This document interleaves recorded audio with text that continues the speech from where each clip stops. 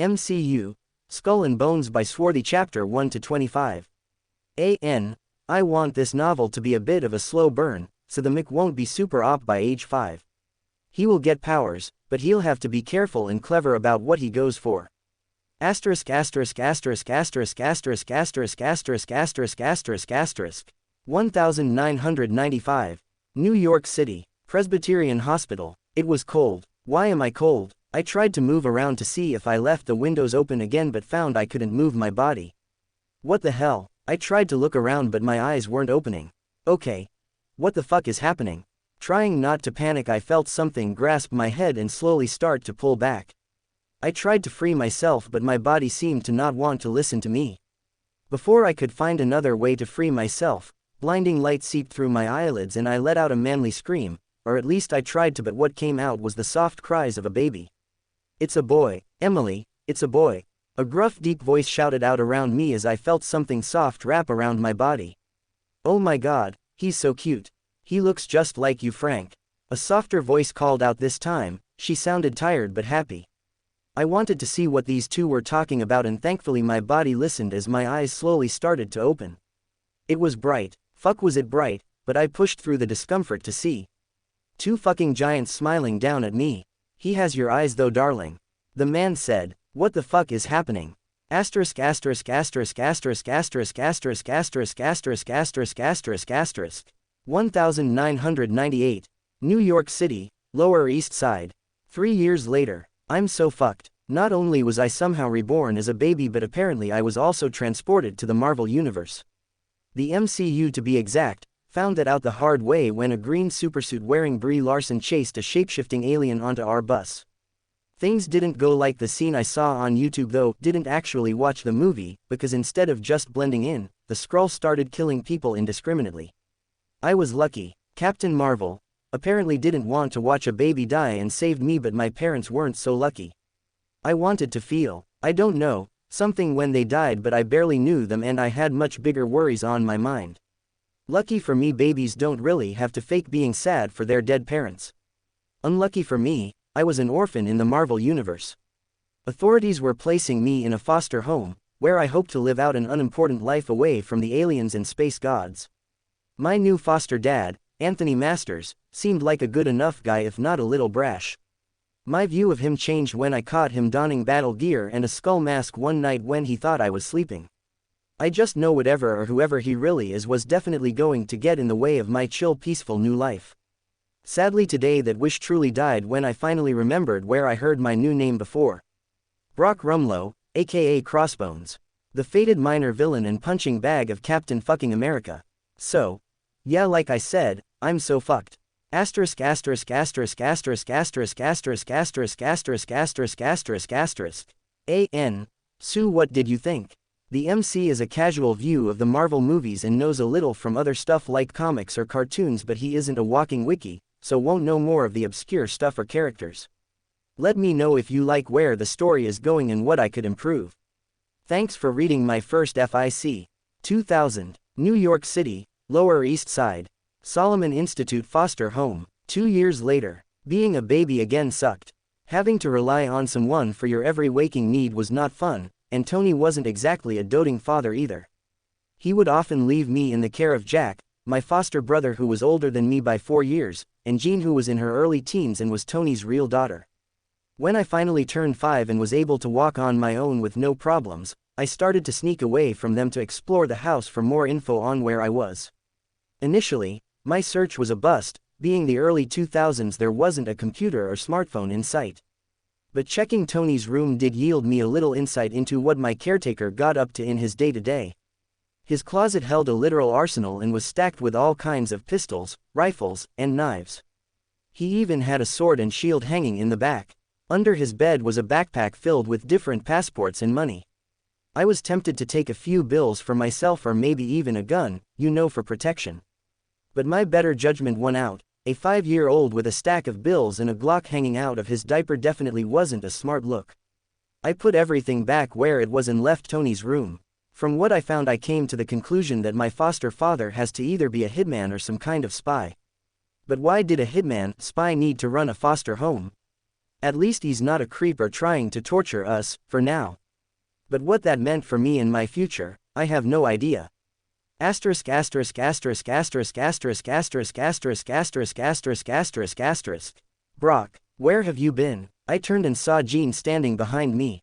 Her deep green eyes were narrowed, her arms crossed, and a frustrated look on her freckled face. I turn around for 1 second and you disappear on me. I scrambled my brain for a good excuse, then remembered I'm 5 years old. Shrugged my shoulders and said, I was playing.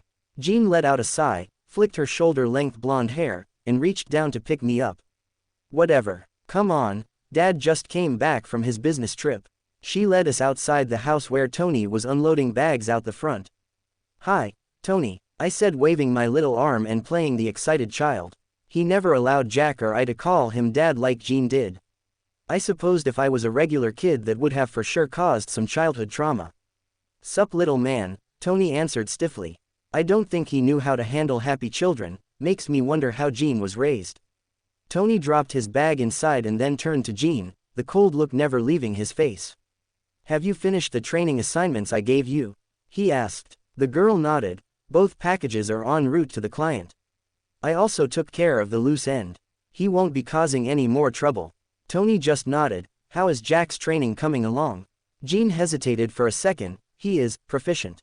Nothing special but usable. Tony nodded again, then gave a scrutinizing look to me, who was trying to keep the oblivious childish smile on my face while I also panicked inside after hearing the crazy shit they were talking about casually. It's almost time to start the boy's training. See to it that he knows the basics before coming to me. Jean gave a trepidatious nod to her father and then looked at me with a bit of guilt reflected in her eyes. She turned back to him just as he turned to leave. See, couldn't we let him be a kid for just a little while longer? She asked nervously. Tony's back stiffened and without turning back to face he asked, have you forgotten our cause, girl? His tone was ice cold, leaving no room for doubt anywhere near him. Jean lowered her head and weakly called out, no father. Hail Hydra, I am so fucked. Asterisk asterisk asterisk asterisk asterisk asterisk asterisk asterisk asterisk asterisk asterisk asterisk. A.N. Hey all, so what did you think? Did you like the chapter? Do you like where the story is going? Any improvements? Let me know in the comments, and thanks for reading my first FIC. 2003, New York City, Lower East Side. Solomon Institute foster home. 3 years later. Word to the wise, if you ever want to try and make someone truly loyal to your weird neo-Nazi cult, don't torture their mind and body for 3 fucking years straight under the guise of making them better.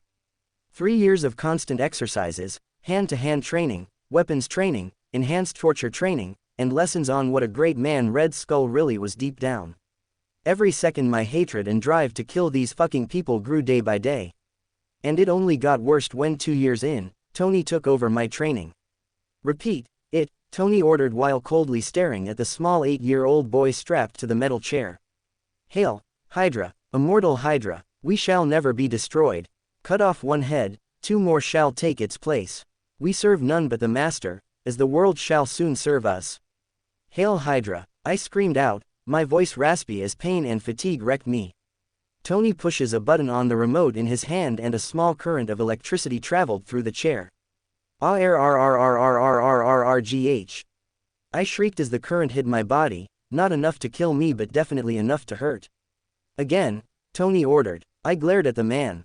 I wanted to lash out at him but knew from experience that he had no qualms about continuing this drill until I complied.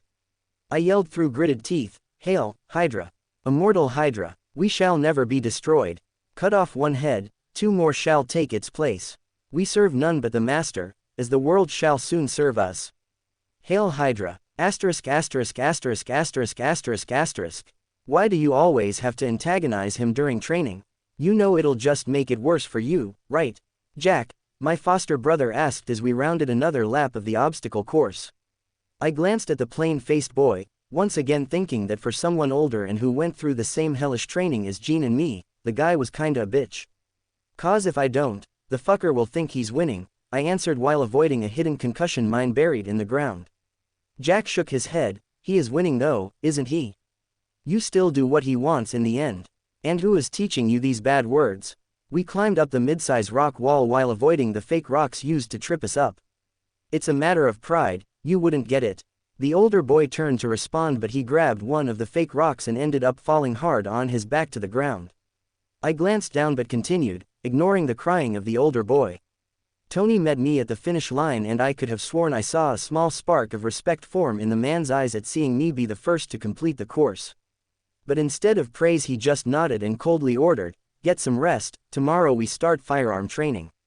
Asterisk asterisk asterisk asterisk asterisk asterisk asterisk asterisk asterisk asterisk asterisk. Sitting on my bed in my small room in the house, I tried to think of a way out of my current situation. But try as I might, I knew that there was no escaping. Tony was obviously training us to be elite Hydra soldiers, and I knew Hydra would not let an asset it spent time and money on out of its sight for 1 second. Fuck, I yelled out in frustration. As long as I was powerless, I would be just another pawn for them to use and discard whenever they want. Remembering the original Crossbones mutilation and inevitable death, I knew I didn't want my story to end that way. I let out a sigh, knowing that in order to make my own choices in this universe I needed power. And right now, Tony was a great if not painful stepping stone toward my goal. So yeah, I guess for the time being. Hail Hydra. Asterisk asterisk asterisk asterisk asterisk asterisk asterisk asterisk asterisk asterisk. A.N. Hey everyone, back again with another chapter. Sorry for all the time skips, but I want to get the MC to an appropriate age before he starts mixing it up with gods and aliens. What did you think? Do you like where the story is going? Any improvements? Let me know in the comments, and thanks for reading. 2006, Canada, Appalachian Mountains, Hydra Preparatory Academy. 3 years later. Freedom, I yelled out while stepping off the small plane onto the runway. Receiving wild looks from those around me. Please don't do that, you're embarrassing us before we even have our first day, Jack called out nervously, stepping off the plane behind me. I just ignored him. This was my first time out of the prison that was my foster home for 11 years, and it was a trip to another country. I couldn't wait to finally see this new world I found myself. Cadet Rumlow, please refrain from further outbursts while on campus grounds, or disciplinary actions will be taken. I glanced over and saw a stocky woman in a blue military uniform, scowling at me from my side. Her long light auburn hair coiled together into a neat bun behind her, and a look of utter joylessness was on her face. Maybe I spoke too soon. Sorry, ma'am. Not knowing who this was, I decided to stay polite. Brigadier General Hale, but you will refer to me as General Hale during your time here. Is that understood? Her voice was soft but still had that familiar coldness that Tony's had. Yeah, I definitely spoke too soon. Yes, General Hale. I didn't know whether to salute her or give a Nazi wave, so I just stood to attention in front of her as I did with Tony. Jack still weakly standing behind me. General Hale scrutinized both of us before turning and expecting us to follow. Jack and I glanced at each other before picking up our packs and following after her. Asterisk asterisk asterisk asterisk asterisk asterisk asterisk asterisk. This academy was founded on the backs of brilliant minds who sought to pass down their knowledge to the future generation after them. Each of these men was instrumental in furthering our cause for a new revolution. Without them I started to tune Hale out as we continued through the corridors of the school, passing countless portraits of old guys hanging on the wall. Apparently Hale had a story for each and every one of them. I looked over at Jack, who was dutifully hanging on Hale's every word. Sigh, I wish Tony had allowed Jean to come, at least she would be fun to be around. But it seems Tony's actual child was too good to be taught by anyone other than himself. Asterisk asterisk asterisk asterisk asterisk asterisk asterisk asterisk. After what seemed like hours of Hale talking at us, we finally made it to our destination. It was a pure white tiled room, with 2 cages sitting in the middle of the open space. 2 people were kneeling down in either cage with bags over their heads. General Hale walked in front of the cages and turned to face Jack and me, her hands clasped behind her back. Hydra Preparatory Academy is a prestigious institute, where only the most illustrious of pedigrees are allowed within our walls. But seeing as the 2 of you are a part of Taskmaster's little experiment, both of you will have to complete a small test to enter. Taskmaster, did she mean Tony? General Hale, what happens if we don't pass? Jack asked. Hale seemed to be pleased with the question and said, either you pass this test or you die, while these prisoners earn their freedom. The fact that she smiled when mentioning our deaths didn't give me a good feeling about our odds in this test. Hale gestured towards the 2 cages. Both of these people are young SHIELD agents captured by us last month. Your task will be to win a one-on-one fight to the death with your opponent. Shield agents. How the fuck is an 11-year-old kid supposed to fight a fucking shield agent? Asterisk asterisk asterisk asterisk asterisk asterisk asterisk asterisk asterisk asterisk asterisk. AN. Hey everyone, hope you're enjoying the story so far. Next chapter I'm going to be writing my first fighting scene, so wish me luck. 2006. Canada, Appalachian Mountains, Hydra Preparatory Academy. Cadet Rumlow, you're up first, Hale called to me, obviously enjoying the look of worry plain on my face. General Hale, shouldn't we at least get some info on our opponents? I mean they have way more field experience than us, we need some kind of edge for this to be a fair test. I asked hoping she would go for it. I needed something, anything that would help me not die today in this shitty school. Hale pondered my offer for a bit before reluctantly agreeing. She snapped her fingers and another cadet came into the room carrying 2 vanilla folders, handing one to both Jack and me. You have 10 minutes, Hale said before turning and leaving us in the room with the captives. Jack looked toward me, clearly wanting to talk about this fucked up situation we found ourselves in. But I ignored him and went towards a corner to study my file. Opening the folder I saw a picture of a tall slender dark-skinned woman, with short black hair braided to the sides. I was surprised to see I was fighting a woman, but thinking back to my short bouts with Jean I knew that meant little in the long run. Looking down, I read the rest of the information in the file. Name: a.k.a. Amador. Gender: female. Date of birth: June 14, 1983. Affiliation: Shield Clearance Level 4. Alias: Angel. Bio: a.k.a. Amador was on track to becoming one of the best agents Shield had to offer. Trained by Phil Coulson, Amador has remarkable skills, however, she also has problems with teamwork and trusting others. Coulson felt that he could nurture these qualities in her, so he pushed her, albeit perhaps too much. On September 1, 2006, Amador led a raid into one of our gulags run by T. Vanchat, where she was captured and lost an eye, while the rest of her team was killed. Expertise: expert martial artist, expert marksman, proficient in hacking. It wasn't much info, but it was enough to make a semblance of a plan. My opponent was injured, missing her right eye. I could use that to try and get a leg up on her in the fight. Hopefully, she hasn't had much time to get used to her injury. I thought over all my years of training with Tony, this would be my first time using what he taught me in an actual fight where my life would be on the line. To be honest, I was scared. My hands wouldn't stop shaking and a pit settled in my stomach. All my thoughts were of doubt. Am I ready for this? What if I make a mistake that could cost me my life? Thousands of scenarios played out in my head, each one worse than the last. But even with my fear and all my doubts plaguing me, there was a small side of me that was excited. I wanted to see how I fared up against this woman, to see if I had what it takes to not only survive in this shitty universe but thrive. Time's up, Cadet Rollins leave the room, and Cadet Rumlow, get to the center. Hale's voice sounded out from seemingly nowhere. I got up and watched as Jack slunk out of the room. Readying myself, I let out a small prayer to whatever God was listening, and made my way to the center of the room. Asterisk asterisk asterisk asterisk asterisk asterisk asterisk. Taking a fighting stance, I waited and watched as the small door of the right cage opened. Akila quickly leapt from the cage's binds around her hands dropped to the floor. But before she had time to pull the bag from her head to see, I stuck out with a kick to her legs, making her lose balance and fall to the ground. Scrambling to take advantage of the opportunity I just made, I quickly tried to pin her down and wrap my arms around her neck for a chokehold. Akila grabbed both my arms and easily flipped me over, slamming my back to the ground. Arg! I let out a wince of pain, wondering how the fuck was she stronger than me, before remembering that while I was extremely fit, I was also still in the body of an 11-year-old. Akila took the quick lapse in combat to remove the bag over her head and survey her surroundings. Getting to my feet, I saw her face show a look of confusion and horror meeting my eyes, but quickly changed to a determined look as I took my fighting stance. We observed each other cautiously, both waiting for the other person to make the next move. Akila broke first as she stuck out a kick to my chest, way too fast to block. I was pushed back, landing on my ass for the second time during this fight. Fuck, how is she so fast? Akila didn't give me time to catch my breath as she sent a punch toward my face while I was on the ground. I quickly moved my head to the side, barely dodging it, and wrapped my small legs around her neck, squeezing as hard as I could while sending elbows toward her bandaged eye. A.k.a. took a few good blows, blood was starting to seep through the patch on her eye. She let out a groan of pain before grabbing me by the thighs and pulling me up with her. She slammed me back to the ground and I could feel the air leave my lungs as one of my ribs definitely just broke.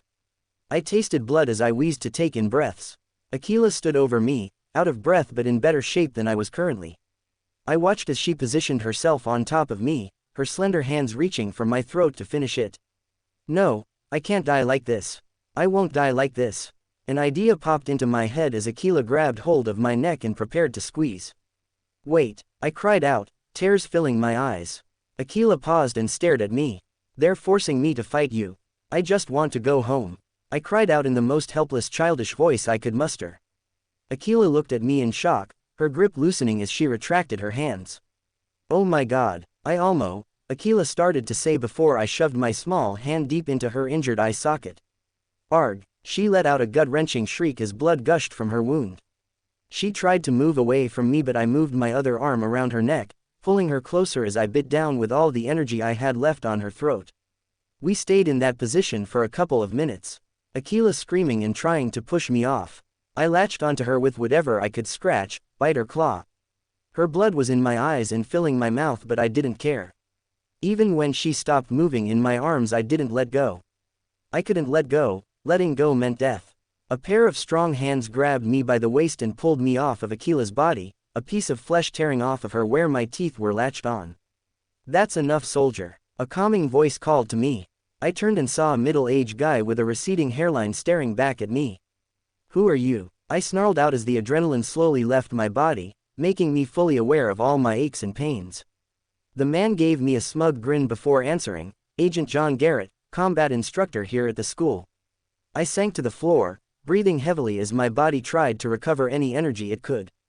John looked at me and then at the body before turning back. Your technique needs some work, son, he said, gesturing towards the mangled body that used to be A.k.a. Amador. I glared up at him. She's dead and I am alive. How I did it doesn't matter. He chuckled at that logic before nodding his head approvingly. I suppose you're right on that account. I guess I'll be the first to say, welcome to Hydra Preparatory Academy, Cadet Rumlow. He gave an expectant smile like I was supposed to jump up in the air and dance at his words. I just lowered my head into my lap and tried to recover some energy while reviewing the fight in my head. John was right, that wasn't a fight filled with finesse like they are in the movies. That was a dog fight. A dog fight. I was way too close to losing. A feeling of shame filled my heart. All those years of training, for what? A fight in the mud. I wanted to be better. No, I needed to be better. Welcome to Fanfic Audiobook, your go-to place for immersive audiobooks. If you enjoy the content, don't forget to like the video and subscribe to our channel for more amazing stories. 2006, Canada, Appalachian Mountains, Hydra Preparatory Academy. After my fight, John led me out of the White Room while the other staff went to clean up A.k.a.'s body and set up for the next test. I was taken to a room opposite where I fought and saw a giant screen taking up an entire wall. On the screen, the inside of the White Room was shown. Couches lined the inside of the room facing the screen and 3 people were currently sitting down chatting on one. Looking over, I saw Jack nervously standing in the corner of the room, trying his best to avoid the attention of the other 3 people. Cadet Rumlow, we were just discussing your interesting fight, Hale called out to me as the other 2 people stopped talking and looked over. One was a man with short white sandy hair and round circular glasses. He had a pleasant smile on his aged face but his cold blue eyes were narrowed at me. I didn't like the way this guy looked at me. Like a tool, he was trying to figure out how to use. The other, and more surprising, the person was a familiar woman. Why is the chick from Seinfeld here? Shit. If I knew my life would hang so much on it I would have watched everything Marvel had released and taken notes. Cadet Rumlow, this is Dr. Daniel Whitehall and Madame Contessa Valentina Allegra de Fontaine. Hale introduced the 2 people, receiving a friendly chuckle from the other woman. Please, I know it's a mouthful. Just call me Madame Contessa, she said smiling while giving me a thoughtful look. John led me over and I stood to attention in front of them. Even if I didn't know who they were, I could tell these people were important to the organization and wanted to make a better first impression than I did with Hale. Cadet Brock Rumlow, a pleasure to meet you, Madame Contessa and Dr. Whitehall. The doctor just continued to observe me quietly while Madame Contessa gave me an intrigued smile. Oh, he's politer than I expected.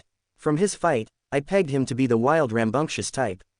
Madame Contessa gave me an uncomfortable once-over then smiled while biting her finger. Cadet Rumlow, while I personally found your actions to be uncouth, you still passed the test. Welcome to Hydra Preparatory Academy. Asterisk asterisk asterisk asterisk asterisk asterisk asterisk asterisk asterisk asterisk asterisk asterisk. After Hale's dry welcome, I was pushed off to the side so the 4 adults could watch the next test. I wanted to see if there was anything I could learn, so I paid close attention to the fight. But 5 minutes in I gave up. The fight was underwhelming. Neither of them showed any type of aggression or willingness to kill. Both were just landing superficial blows on the other. After 10 minutes, Hale stood up and pressed a button on the side of the screen. Cadet Rollins, finish this fight in the next 10 minutes or you will be failed, she ordered coldly. Jack's face turned to panic at her words, but surprisingly he didn't just give up like I thought he would. I could see that while the older boy was weak of heart, he still valued his life over that of his opponents. Jack finished the fight when he got his opponent in a chokehold. Asterisk asterisk asterisk asterisk asterisk asterisk asterisk asterisk asterisk. After the last test, we were both led to a mid-sized auditorium where 8 other students were sitting. These must be the legacy kids, whose parents got them into the school. They stared and gave us odd looks, mostly me since I was still covered head to toe in Aquila's blood. Taking our seats in the back, I was surprised to see Madame Contessa, not Hale, step forward to address the students. So she is higher in the hierarchy than Hale. Good to know. Welcome students, to Hydra Preparatory Academy. Here it is our goal to mold you and shape you into the best the world has to offer. While the training may be tough at first, I'm confident each and every one of you will give it your all and make it out the other end better and equipped with all you need to accomplish the mission. Hail Hydra, she yelled and everyone got up from their seat to yell back. Hail Hydra, 2008, Canada, Appalachian Mountains, Hydra Preparatory Academy. 2 years later. The truth is, I am Iron Man. Dr. Whitehall paused the screen on Tony Stark's face. Can anyone tell me why this piece of news is troubling for us and our cause? He asked the 6 of us sitting in the classroom. Ruby, a young blonde girl with a small scar on her forehead, full lips, and green eyes, raised her hand to answer. Yes, Cadet Hale. Quote, Ruby stood, because, with this and the recent sightings of that green monster, we can see that enhanced threats are becoming more prominent. If we don't adapt to the new terrain, then our goal will never be achieved. Dr. Whitehall nodded at the girl. Correct again, Cadet Hale. He pressed a button and the screen changed to a picture of the aftermath of Iron Man and Obadiah Stane's battle. Can someone else tell me how this disrupts our goal? He looked around the small classroom before stopping at a tall blonde boy with clear blue eyes. Cadet Von Strucker. The tall boy paled as he was called. Sorry sir, I can't think of anything that Cadet Hale hasn't already said. Dr. Whitehall gave him a disappointed look before resuming his lecture. The common man cannot be trusted to wield power on their own. Individually, the common man is weak and selfish, and cannot properly bear the responsibilities of self-rule. So obviously it's up to us to protect them from themselves. Their freedom is a small price to pay for their safety. The bell rang signaling the students to leave. Before you go, tomorrow all of you will be participating in a field test with Agent Garrett. The test is meant to separate the strong from the weak. Those of you who fail will be reassigned to a more fitting base for your station. Asterisk asterisk asterisk asterisk asterisk asterisk asterisk asterisk asterisk asterisk asterisk. What the fuck? How come they keep springing these super important tests on us with no time to actually prepare? I complained to the blonde girl walking beside me. Ruby, used to my complaining by now, shrugged and gave me a mocking look. What did you expect? We're leadership majors. If you wanted the easy tests, you should have stayed with the grunts. I bristled at her comment, remembering why I was taking these classes in the first place. Hydra Preparatory Academy split students up into categories, leadership, and grunts. The leadership classes shaped students to be diplomats, generals, spies, and assassins. While the grunts were for kids who weren't smart or cunning enough to play the game Hydra was best at, infiltration and secret gathering. I initially started out as a grunt thanks to my, less prestigious, background. But after the first year, I was offered the option to move up by General Hale when I demonstrated talent with thinking quickly on my feet and playing the game of subtlety during my exams. Seeing the pros and cons of both majors, I elected to take the leadership courses to have more autonomy. But I was beginning to regret that decision with each crazy test they gave us. There were originally 15 students in my class, but with each test more and more disappeared, leaving only 6 of us left. I looked over at the blonde girl confidently walking beside me and couldn't help but feel jealous of her circumstances. Ruby was General Hale's daughter, so not only was she completely safe during these exams, but she had foreknowledge of when they would be held. Befriending her was supposed to make her knowledge mine, but the girl was super loyal to her mom and wouldn't talk about anything she told her. "That's easy for you to say, we don't all have a mom like yours to look out for us," I said to her, making her halt in her steps before turning to me with a look of guilt and anger. "I pass these tests with my own skill, not my mom's," she stated, pointing an irritating finger at my face. I cracked a sly smile and gave a challenging look. "Prove it. Tell me what you know about the test and we see who takes the top score." My words caught the girl off guard and she looked like she was having a war with herself at my words. Does she enter this contest of pride and show this lowborn boy his place, or keep her mother's loyalty intact? In the end, she did what I hoped she would do. Fine. But we should make it more interesting. How about the loser has to complete the other's writing assignments for 5 months? I hesitated, which pleased the girl more. I hated the writing assignments at this place. They were literally just about complimenting every action Red Skull and his cronies took. "Deal," I said. She nodded, then looked around us for any curious ears. We were in a hallway further away from the classrooms, so no one was listening. Ruby closed the distance with me and whispered in my ear what the test would be about. With each word, my smile grew wider and wider, and a bloodthirsty look passed through my eyes. "This'll be fun." 2008, Canada, Appalachian Mountains, Hydra Preparatory Academy. Next day, throwing the empty can of spray paint in the trash, I packed away my gear into my school gym bag. I patted Max, the brown Labrador retriever that the school gave me, on the head and made my way out of the dorms to the training field where the test would be held. "Brock." As I entered the grassy field, a familiar voice called out to me and I was stopped by Jack, who I haven't seen since leaving the Grunts. "Hey, it's nice to see a familiar face again," he said, smiling down at me like an idiot. "I'm guessing you're here for the test?" I asked and he nodded. "This is the first test with both Grunts and leadership students. What do you think they're going to have us do?" Jack asked. I debated whether or not to tell the older boy what Ruby told me, but decided against it. It would just freak him out anyway. "Attend TTTION." John Garrett's voice carried out across the field and every student present scrambled to stand at attention in front of him. Leadership standing in the front while Grunts were in rows behind. John scrutinized our formation for a moment before explaining to us the day's activities. "Today we're going to play a little game I came up with called Kill the Captive. Bring them in." At his order, 6 large men in rags and chains were led into the field behind him. "Leadership, your mission will be to lead a unit of 4 Grunts to kill at least one of these captives. If you don't get a kill, you fail. If you attack another cadet, you fail. Any questions?" Every student had a different expression on their face. Some were trepidatious, and others were excited. "Sir, are we allowed to kill more than one captive?" Werner von Strucker asked. "Yes," John stated simply. Most students' faces paled at those words. That meant that if another cadet killed all the captives, everyone but that cadet's team would fail. "Sir, are we doing this test here? It's a little open," a Grunt student asked, gesturing towards the grassy field we were in. "No, once we get the team settled and geared up, you all will be transported to different spots in the Blackwoods." Asterisk asterisk asterisk asterisk asterisk asterisk asterisk asterisk. The Blackwoods were the surrounding forest around the campus. Countless booby traps and cameras were hidden throughout the forest to monitor and deter any intruders trying to find their way to the school. "I heard these guys were mercs before they were captured. Do you think we can take them?" Candace, a Grunt who was assigned to my team, asked as we trudged our way through the forest. "I heard some of them used to be criminals," Kaminsky, another Grunt, stated. I glared back at the two having a conversation during the mission. "Keep fucking quiet, the enemy still has ears," I ordered coldly. They reluctantly closed their mouths as we continued through the forest. My team consisted of 3 guys and a girl. Each was decked out in black tactical gear with a combat knife strapped to their leg and holding a silenced HK-45 tactical pistol. I was wearing the exact same gear with the added addition of a metal black tactical mask with a white skull spray painted on the face.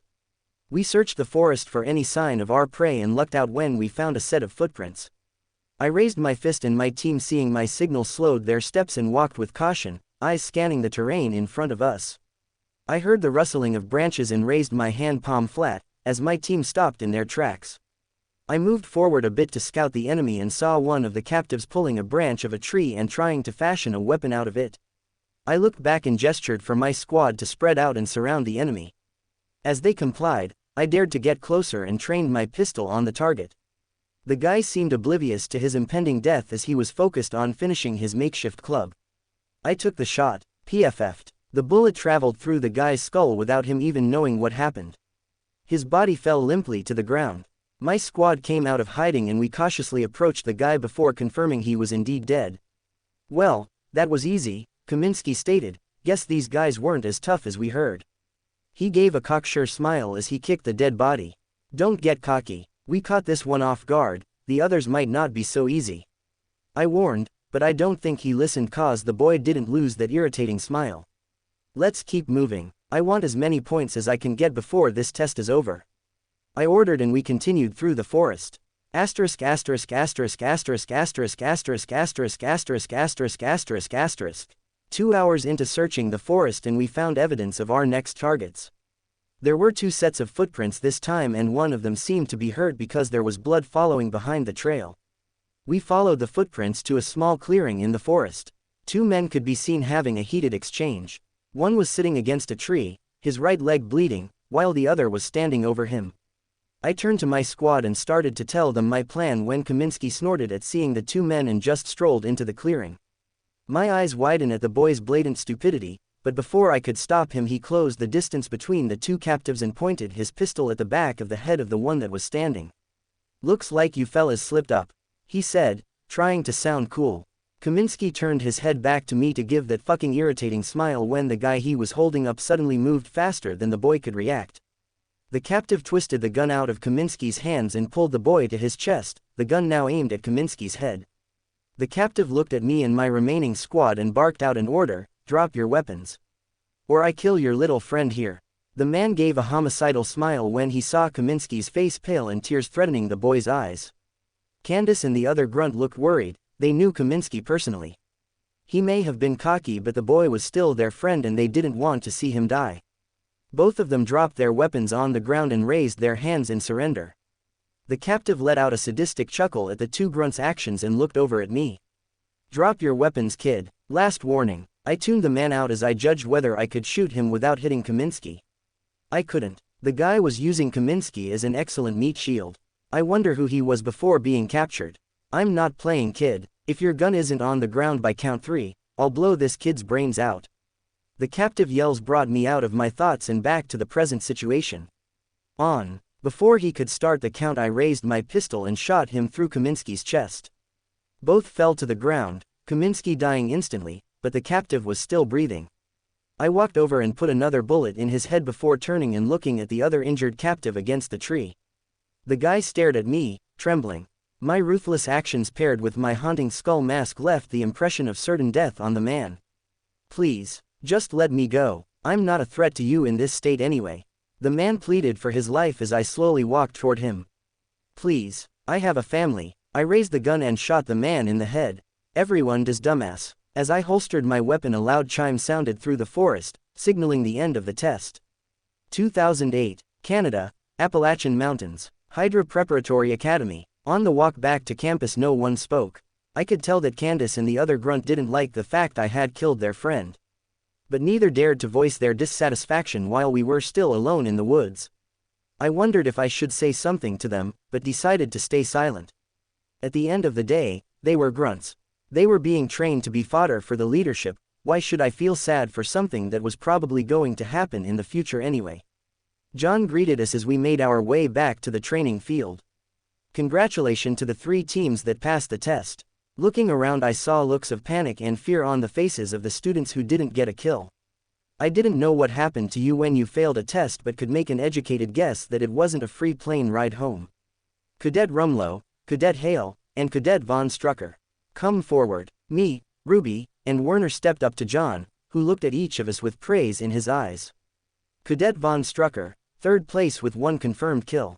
John announced. Werner showed a discontented frown on his face. Cadet Hale, 2nd place with 2 confirmed kills. Ruby showed no outward emotions, but I could feel her glaring at me out of the corner of her eye. Cadet Rumlow, 1st place with 3 confirmed kills. And 1 casualty. Candace and the grunt behind me stiffened a little when they heard how their friend's death was so casually thrown away. Each of you has shown great leadership and decision-making ability. I'm proud to call you the future generation. John gave us all a wide smile. You 3 have earned a free pass from classes tomorrow. Get some rest. John dismissed us. While the rest of the students started shuffling out of the field, I grabbed the hand of the blonde girl next to me, who was trying to slink away.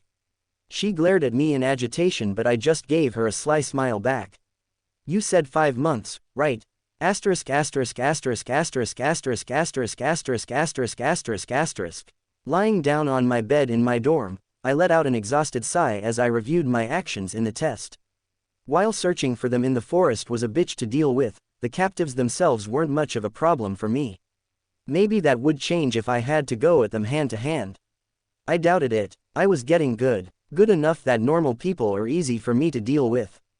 A self-satisfying smile came to my face, before remembering I was in the same universe as aliens, demigods, raging monsters, wizards, billionaires, and fossilized super soldiers that could easily kill me with just a stare. Another sigh escaped my lips. Yeah, no getting complacent. This was just another stepping stone on my path to true power. Max let out a small bark as a knock came to my door. Getting up, I opened it to see Ruby standing there. Her arms were folded and a scowl was on her face, but I could see the nervousness in the girl's green eyes. Yeah, I questioned. Ruby stood there scowling for a moment before turning her head and softly saying, Werner and I want to celebrate passing the test. I stared confusedly at the girl for a second.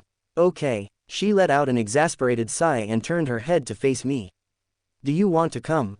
She asked. I instinctually was about to reject the girl's offer, but I stopped myself. I thought it over and I noticed I haven't socialized much with any students or anyone for that matter since coming to this universe. Most of my time was spent training. Sure, I said and closed my dorm room door as we left. Asterisk asterisk asterisk asterisk asterisk asterisk asterisk asterisk asterisk asterisk asterisk asterisk. The common room for the leadership dorm was designed to look like a high-class living room. A fireplace lined the wall and 4 soft red couches faced each other in the middle of the room. The only real entertainment in the room was the old pool table that was set off in the corner. Werner, Ruby, and I were playing a game of pool, each recounting their own experience in the test. So you just shot through him? Ruby asked me, a slightly impressed look on her face. I took a swig from my glass of apple juice. We were still only 13, so that's the best we found. Yep, the guy made a stupid mistake, so he paid for it. I stated coldly. Werner gave me a scrutinizing look. The guy had been complaining about his loss all night and I got the impression he didn't like being shown up. Especially from someone of lower blood, like myself. I didn't know you were so savage, Werner said, speaking the last word like he was disgusted with it. I just gave a predatory smile to the boy's jab and bent down to take my shot with the pool cue. Brock Rumlow. An angry voice called out my name. Which one of you is Brock Rumlow? We all turned to see 3 grunt students barge into the common room, heading straight toward where we were. I was surprised to recognize the 2 following behind the big idiot screaming my name. They were the 2 remaining grunts from my squad. That's him, black hair. Candace pointed me out. The big idiot locked his eyes on me and started marching my way. You slimy fucking weasel. You killed my fucking brother. You were on the same fucking team. The boy made it in front of me and reached out to grab my collar. All fucking K. He stopped as I swung the pool cue into his head, breaking it. The boy's legs stumbled before falling completely to the floor. Brock, Ruby called out next to me. I looked over and could tell the girl wasn't upset at the show of violence but at the blatant disregard of her mother's rule of no fighting. What? I asked, shrugging my shoulder and giving her my best roguish smile. I thought this was a party. 2010. Canada, Appalachian Mountains. Hydra Preparatory Academy. 2 years later. Hail, Hydra, immortal Hydra, we shall never be destroyed. Cut off one head, 2 more shall take its place. We serve none but the Master, as the world shall soon serve us. Hail Hydra. As the students finished the chant, Madame Contessa took the podium. I am extremely proud to welcome you all into the new guard of Hydra, and I cannot wait to see all your accomplishments in this next chapter of your journey. Madam Contessa addressed the hundreds of students seated in the large auditorium. Congratulations to our 3 leadership graduates. She gestured toward me, Ruby, and Werner, who were standing on the stage beside her. We each wore a black militaristic jumpsuit with a familiar red emblem emblazoned over our hearts. All of your hard work and perseverance have led you to this proud moment in your lives. Best wishes on your next adventure. Hail Hydra! Hail Hydra! Asterisk asterisk asterisk asterisk asterisk asterisk asterisk asterisk asterisk asterisk. After the ceremony, each student shuffled to a different path as we were told to see our homeroom teachers for our new assignments. Moving to the side of the stage, I was stopped by Ruby, who placed a hand on my shoulder. I glanced back as she signaled me to follow her. Moving out of the auditorium, we made our way into an empty classroom as Ruby shut the door behind us. She turned towards me, her sad green eyes looking to mine with a hint of longing. After the first bet, Ruby and I got a lot closer over the last 2 years. We would often make similar bets on the other exams, some the other would win, some they lost. They became less serious contests of pride and more friendly games of competition as we stopped caring who won. Ruby even started to visit my dorm room a couple of times late at night to blow off some stress. So, this is it. We might never see each other after today, she said, moving closer to softly grab my hand. I nodded, wondering where she was going with this. Maybe we could still keep in touch, Ruby asked, looking up at me like a scared puppy. Sigh, I knew the girl saw me as more than just a friend with benefits. Don't get me wrong, I liked Ruby, she's a lot of fun when she's not sucking up to her mom. But that was it, she was nothing more to me than a nice distraction. Sure, I said, putting on a smile for her. I'll try and find out where you are when I make it to my new post. Ruby smiled at my lie and pushed her full lips against mine. I may not have had feelings for the girl, but she was still a valuable connection I would be stupid to throw away. Asterisk asterisk asterisk asterisk asterisk asterisk asterisk asterisk asterisk asterisk. I walked through the hallways towards my homeroom teachers, Dr. Whitehall, office door, and was met by Werner leaving. The boy was holding a black folder, but what caught my attention were the small red scratches on his hands. He nodded, then kept walking past me down the hallway. Shrugging, I raised my hand to knock on the door. Come in. Dr. Whitehall's cold voice sounded from inside. Trigger warning: if you don't like reading animals get hurt, skip to the next scene. I walked through the door to see Dr. Whitehall seated at a large oak desk. His hands were clasped and 2 black folders lay in front of him. Cadet Rumlow, please take a seat. He gestured to the chair in front of the desk. Sitting down, I noticed 2 small cages with a black tarp placed over them behind Dr. Whitehall's desk. I must congratulate you again on the outstanding performance you showed over the years. I know it must have been hard keeping up with your peers, what with you being of clear lower birth, but I'm happy you persevered. Dr. Whitehall gave me a pleasant smile, not matching the cold contempt that was in the man's eyes. I'm sorry to tell you, but there is one last test you have to complete in order to get your next assignment. He reached down and grabbed one of the tarp cover cages and placed it on his desk near me. I could hear a familiar soft whimper coming from the cage and frowned at the smiling man. Dr. Whitehall removed the tarp and I saw Max, my brown Labrador retriever, huddled in the back of the cage. We gave you this creature on your first day, in order to teach you a lesson. You will be leading a hard life. That will only get harder as you'll be asked to do things no man should have to do. Dr. Whitehall got up and placed a small knife on his desk in front of me. If you're going to work within for Hydra, you can't ever get attached to anyone or anything. You have to fight that weakness in you. He moved back and stared at me while I tried to process his words, hoping that he didn't want me to do what I think he does. But looking over at the man's knowing smile, I paled in recognition. It may be hypocritical of me to say, but killing a dog is super fucked up. I mean, Hydra has made me do some pretty fucked up stuff, but this was Max. I tried to rack my brain for a way to save the small pup. But in the end, I just let out a defeated sigh. Knowing I had little choice in the matter, I picked up the knife and looked into the cage at the small pup's brown eyes, trying to tell him how sorry I was, and how I would get revenge for him someday.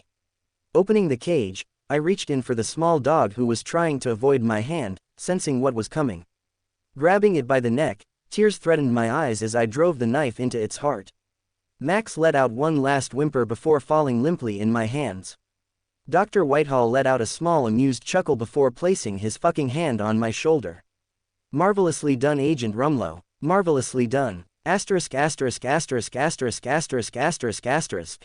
Sitting on the bare mattress in my empty dorm room, I tried to pull myself together and push Max's wrongful death to the back of my mind. Wiping the tears from my eyes, I opened the black folder containing my new post, and read the info in the file. Operation type: Sleeper Cell.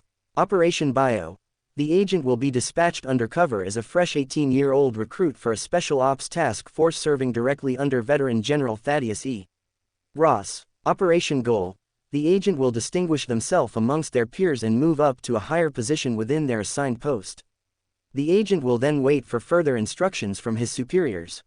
Reading the file, the first thought to come to my head was, what kind of name is Thaddeus? 2010. Everglades, Florida. Fort Johnson, Strategic Operations Command Center SOCC. 4 months later. Life at Fort Johnson was monotonous, to say the least. Every day was the same thing. Wake up, train, breakfast, train, lunch, train, dinner, sleep, and then start all over again. They haven't even sent our team on any missions yet. SOCC was a new special operation task force specifically created to be under the sole command of General Thaddeus Ross. We didn't go on any missions until he gave the go-ahead. My cover story was that of Brock Rumlow, an orphan from New York who was offered a scholarship to a private ROTC school in Canada, where I graduated top of my class and immediately enlisted after graduation. I guess a half-truth was easier to keep up with. General Ross rarely made an appearance at the base, spending most of his time at the Pentagon, which left Major Spar in charge of the base most of the time. Come on, rookie, pick up the pace. I want those floors spotless before midday training. Major Spar ordered, the tall woman standing in the doorway of the mess hall watching me move the mop around the room. Apparently, being the newest and youngest recruit gave me the privilege of being the maid for the entire unit. 15 years of harsh, brutal Hydra training and they have me mopping floors. But I did my duty without complaint. I needed these people to trust me, so playing the good little soldier, I just gave the woman a "yes, Major," and started mopping a little faster. From the corner of my eye, I could see Major Spar give me an approving nod and could tell my actions were having an effect. Another soldier came rushing into the mess hall, giving the woman a prompt salute before reporting, "Major, General Ross is on his way to the base." Major Spar didn't panic and just nodded calmly at the soldier's words. "Recruit, return to your barracks until further orders," she ordered me before following the soldier out of the mess hall. Letting out a breath of relief, I threw the mop down on the floor, before shaking my head in annoyance and picking it up to place it neatly in the utility closet. "Good little soldier," I said under my breath. Asterisk asterisk asterisk asterisk asterisk asterisk asterisk asterisk asterisk. Evidently, General Ross finally had a mission for us. After talking with Major Spar, the woman ordered us to gear up to meet at the helipad. Putting on the black tactical gear they issued, I looked down at the painted black mask in the bag at the bottom of my locker. I missed wearing it, but individuality wasn't a big thing in the army, so it would have to stay. We were met by General Ross at the helipad, the man giving the 40-plus soldiers a scrutinizing look. 4 metal crates with Stark emblazoned on the front stood off to the side. "Good evening, gentlemen. Well, I won't sugarcoat it. Today you will be sent out on a very dangerous task." General Ross addressed us. "This is a bag and tag mission, so you will be issued special Stark Tech tranquilizing rounds." He held up a small silver dart with a pointed tip and yellowish-green liquid inside. "Because of the severity of this mission, we are also bringing in a specialist to lead this mission. You will show him the respect he deserves." As if on cue, a small helicopter approached the helipad and landed not too far from us. A sandy-haired man wearing a tan jacket and pants stepped from the helicopter and shook hands with General Ross. "This is Captain Emil Blonsky, a former Special Ops commander of the British Royal Marines." General Ross introduced the man, who gave us all a friendly wave. "All right, mates, enough dilly-dallying bout, let's crack on." Captain Blonsky spoke in a gruff British accent, ending General Ross's speech before it got too long. Asterisk asterisk asterisk asterisk asterisk asterisk asterisk asterisk asterisk. As we packed in and took off in the Airbus, General Ross finally debriefed us on the details of our mission. "Your target is a fugitive from the US government who stole military secrets. He is also implicated in the deaths of 2 scientists, a military officer, an Idaho state trooper, and possibly 2 Canadian hunters. He explained. So he's a fighter. Blonsky interrupted. General Ross narrowed his eyes at the man. Don't wait to see if he's a fighter. Trank him and bring him back. He ordered. Major Spar stood between the two and continued the debrief. This is the target and the location. Snatch and grab, live capture. You'll have your dart clips and suppression ordnance, but live fire is for backup only. We got local out there, but we want it tight and quiet. She handed us each a small vanilla folder, and I opened it to see. No, nope, hell no, not doing it, get me off this fucking plane. Inside the folder was a picture of a young Mark Ruffalo. Our target was Bruce fucking Banner. The fucking Incredible Hulk. 2010. Rio de Janeiro, Brazil. Banner's apartment. 7 hours later. Emil Blonsky Pav. Ross's soldiers positioned themselves around the apartment building as we navigated our way inside to the target's door. Camera. Ross ordered over the comms. A soldier with a tracker moves up and pushes a wire with a camera in its tip underneath Banner's door. The target was fast asleep. Here we go. Barking sounded behind the door as a dog notices the camera and bites it. Get rid of the damn dog, I ordered. The soldier retrieves the camera and begins putting charges around Banner's door. Take him, I commanded as the charges blow, and we breach the room. I quickly shot tranquilizer darts at Banner's bed, then pulled back the sheet only to find it was a pillow and another blanket underneath. The dog stood there barking at me while the rest of the soldiers clear the room, finding nothing. I peek out the window by the bed and notice a man climbing down the side. Targets on the move, I informed Ross on the radio as I shot a dart at the dog to stop it from barking. Where is he? Ross questioned. He's on the ground, I answered while watching the man slip to one of the buildings across the street. Engage. Don't lose him, Captain. Ross screamed over the radio.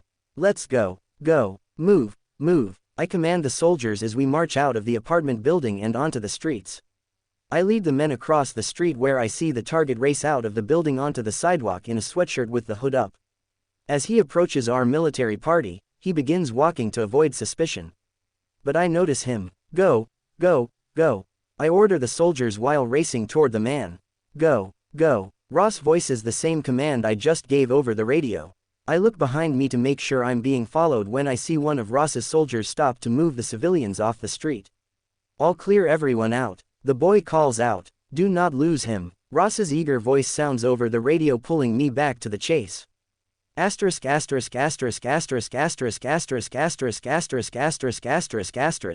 We chase the man through the streets and alleyways of Brazil. Oh, no. One of Ross's soldiers yells as he falls from a balcony into an alleyway below. We leave the man behind as we continue to pursue the target. Banner quickly pulls into the alley, hiding behind a wall before continuing to run. Get around behind him, Ross orders. Target moving past mobile unit 090. I inform the thirsty general. Where is he? He demands. I stop and look around, noticing a group of people rushing into an old soda factory. Target acquired, I call over the radio as we advanced on the factory. Let's go, I order, and we breach the factory quietly, searching every nook and cranny till we spot Banner being cornered by some wannabe tough guys. With one wrapping his arms around Banner's waist. Please, no, not the computer, gimme that, no. Banner's weak voice calls out as one of the tough guys grabs his backpack and throws it away. The tough guys pin Banner up against an old elevator cage as I signal my team to silently surround them. In Portuguese, not so tough now, huh? Try those fancy moves again. Come on, the tough guy yells at Banner. In Portuguese, stop, please. Me, angry, very bad. Banner calls out. In Portuguese, you bad angry, gee. I very bad angry. The tough guy says as my team finishes taking positions around the plant. Oh, no, you don't understand. Something really bad is about to happen here. Banner warns the man. Take them down, I order over the radio. In Portuguese, yeah, very bad. The tough guy says as a silenced dart is shot and hits one of the guys in the neck, making him fall to the ground. Before any of my team could react, one of the tough guys punches Banner in the stomach, as Banner's watch begins beeping wildly. Banner falls to the floor and the tough guy laughs, thinking he was the reason for it. Banner begins to yell and scream as his skin starts to ripple and his eyes begin to glow a bright green. Anyone else seeing this? I call over the radio, receiving no answer. Banner starts to grow as his clothes rip and his skin darkens to a shade of green. What the fuck is that? Someone yells. The Hulk lets out a primal roar as he grabs the guy who punched him in his huge palm and throws him across the room, killing him from the impact of hitting a wall. The other guys run from the monster. We've got a bogey of some kind. Please advise. I yell to Ross over the radio. That is the target. Use every trank you've got. Do it now. Ross's voice took on a crazed tone as he gave the order to engage. My team and I open fire on the beast, only for our darts to bounce off his chest. The monster then lets out another roar before charging at us. Asterisk asterisk asterisk asterisk asterisk asterisk asterisk asterisk asterisk asterisk asterisk. Rio de Janeiro, Brazil. Somewhere far as fuck away from that factory. Brock POV. Commando number 1. Go live. Go live. Go live. Commando number 2. Get out of the way. Commando number 1. Move. General Ross. No, don't run away. Capture him. Commando number 2. It's behind us. Move. Move. Get him. Shoot. Shoot. Click. In Portuguese, here's your Belican beer, sir. A cute waitress placed the cold bottle down at my table as I turned off my radio. I gave a friendly smile. In Portuguese, thank you, ma'am. She leaves as I open the beer and put my legs up on the chair. I was sitting in a little cafe down the street from Banner's apartment building. There was no way in hell I was coming anywhere near the Hulk, so using the excuse of clearing civilians off the street I was able to relax while my unit rushed to their deaths on their own. I took a swig from the beer and found it quite refreshing with a hint of a sweet aftertaste. I reached up and turned my radio back on to check if anything had changed. General Ross. No, no, no, no, attack, don't run, click. I leaned back and took another swig of my beer. Damn, that's good, I should get a couple more for the trip back. Asterisk asterisk asterisk asterisk asterisk asterisk asterisk asterisk asterisk asterisk asterisk asterisk. Everglades, Florida, Fort Johnson, Strategic Operations Command Center SOCC. 1 day later. Private Rumlow, can you explain why I shouldn't have you court-martialed for abandoning your team in the middle of combat? General Ross yelled at me as I stood in his office with my arms folded behind me and back straight. After the failed ambush on Banner, the general called me to his office when he heard about my actions from Blonsky. Not only does your action reflect cowardice, but it also shows that you are not a man I would want at my back. General Ross gave me a stern look I guess was supposed to scare me, but I just stared back at the man blankly. Permission to speak, sir? I asked. Ross nodded, still trying to stare me down. Thank you. With all due respect, fuck you, sir. General Ross's face froze as he was stunned by my words. But before he could think of anything to say, I continued. While you were marching your men to a battle, they had neither the equipment nor the knowledge of what they were up against, which resulted in half the unit's death. I was off making sure the civilians were safely away from the battle. Major Spar, who was standing behind the general, discreetly nodded her head at my words. If you would like to court-martial me, sir, go ahead. I will ensure the jury has a full account of what happened during the mission and provide them the recording of my comms from that night. General Ross paled at my words. I knew the man wouldn't actually do anything to me. Last night was a royal fuck up for him with the Pentagon, and he was on thin ice right now. He wouldn't risk his career further for a private who's only been here 4 months. Ahem, I'll pretend I didn't hear that candid statement, Private, and just let you off with a warning. Return to your barracks, and this better be the last time I hear of you not fighting. Dismissed, sir. I gave the man a stiff salute and turned around, a small smirk playing on my lips.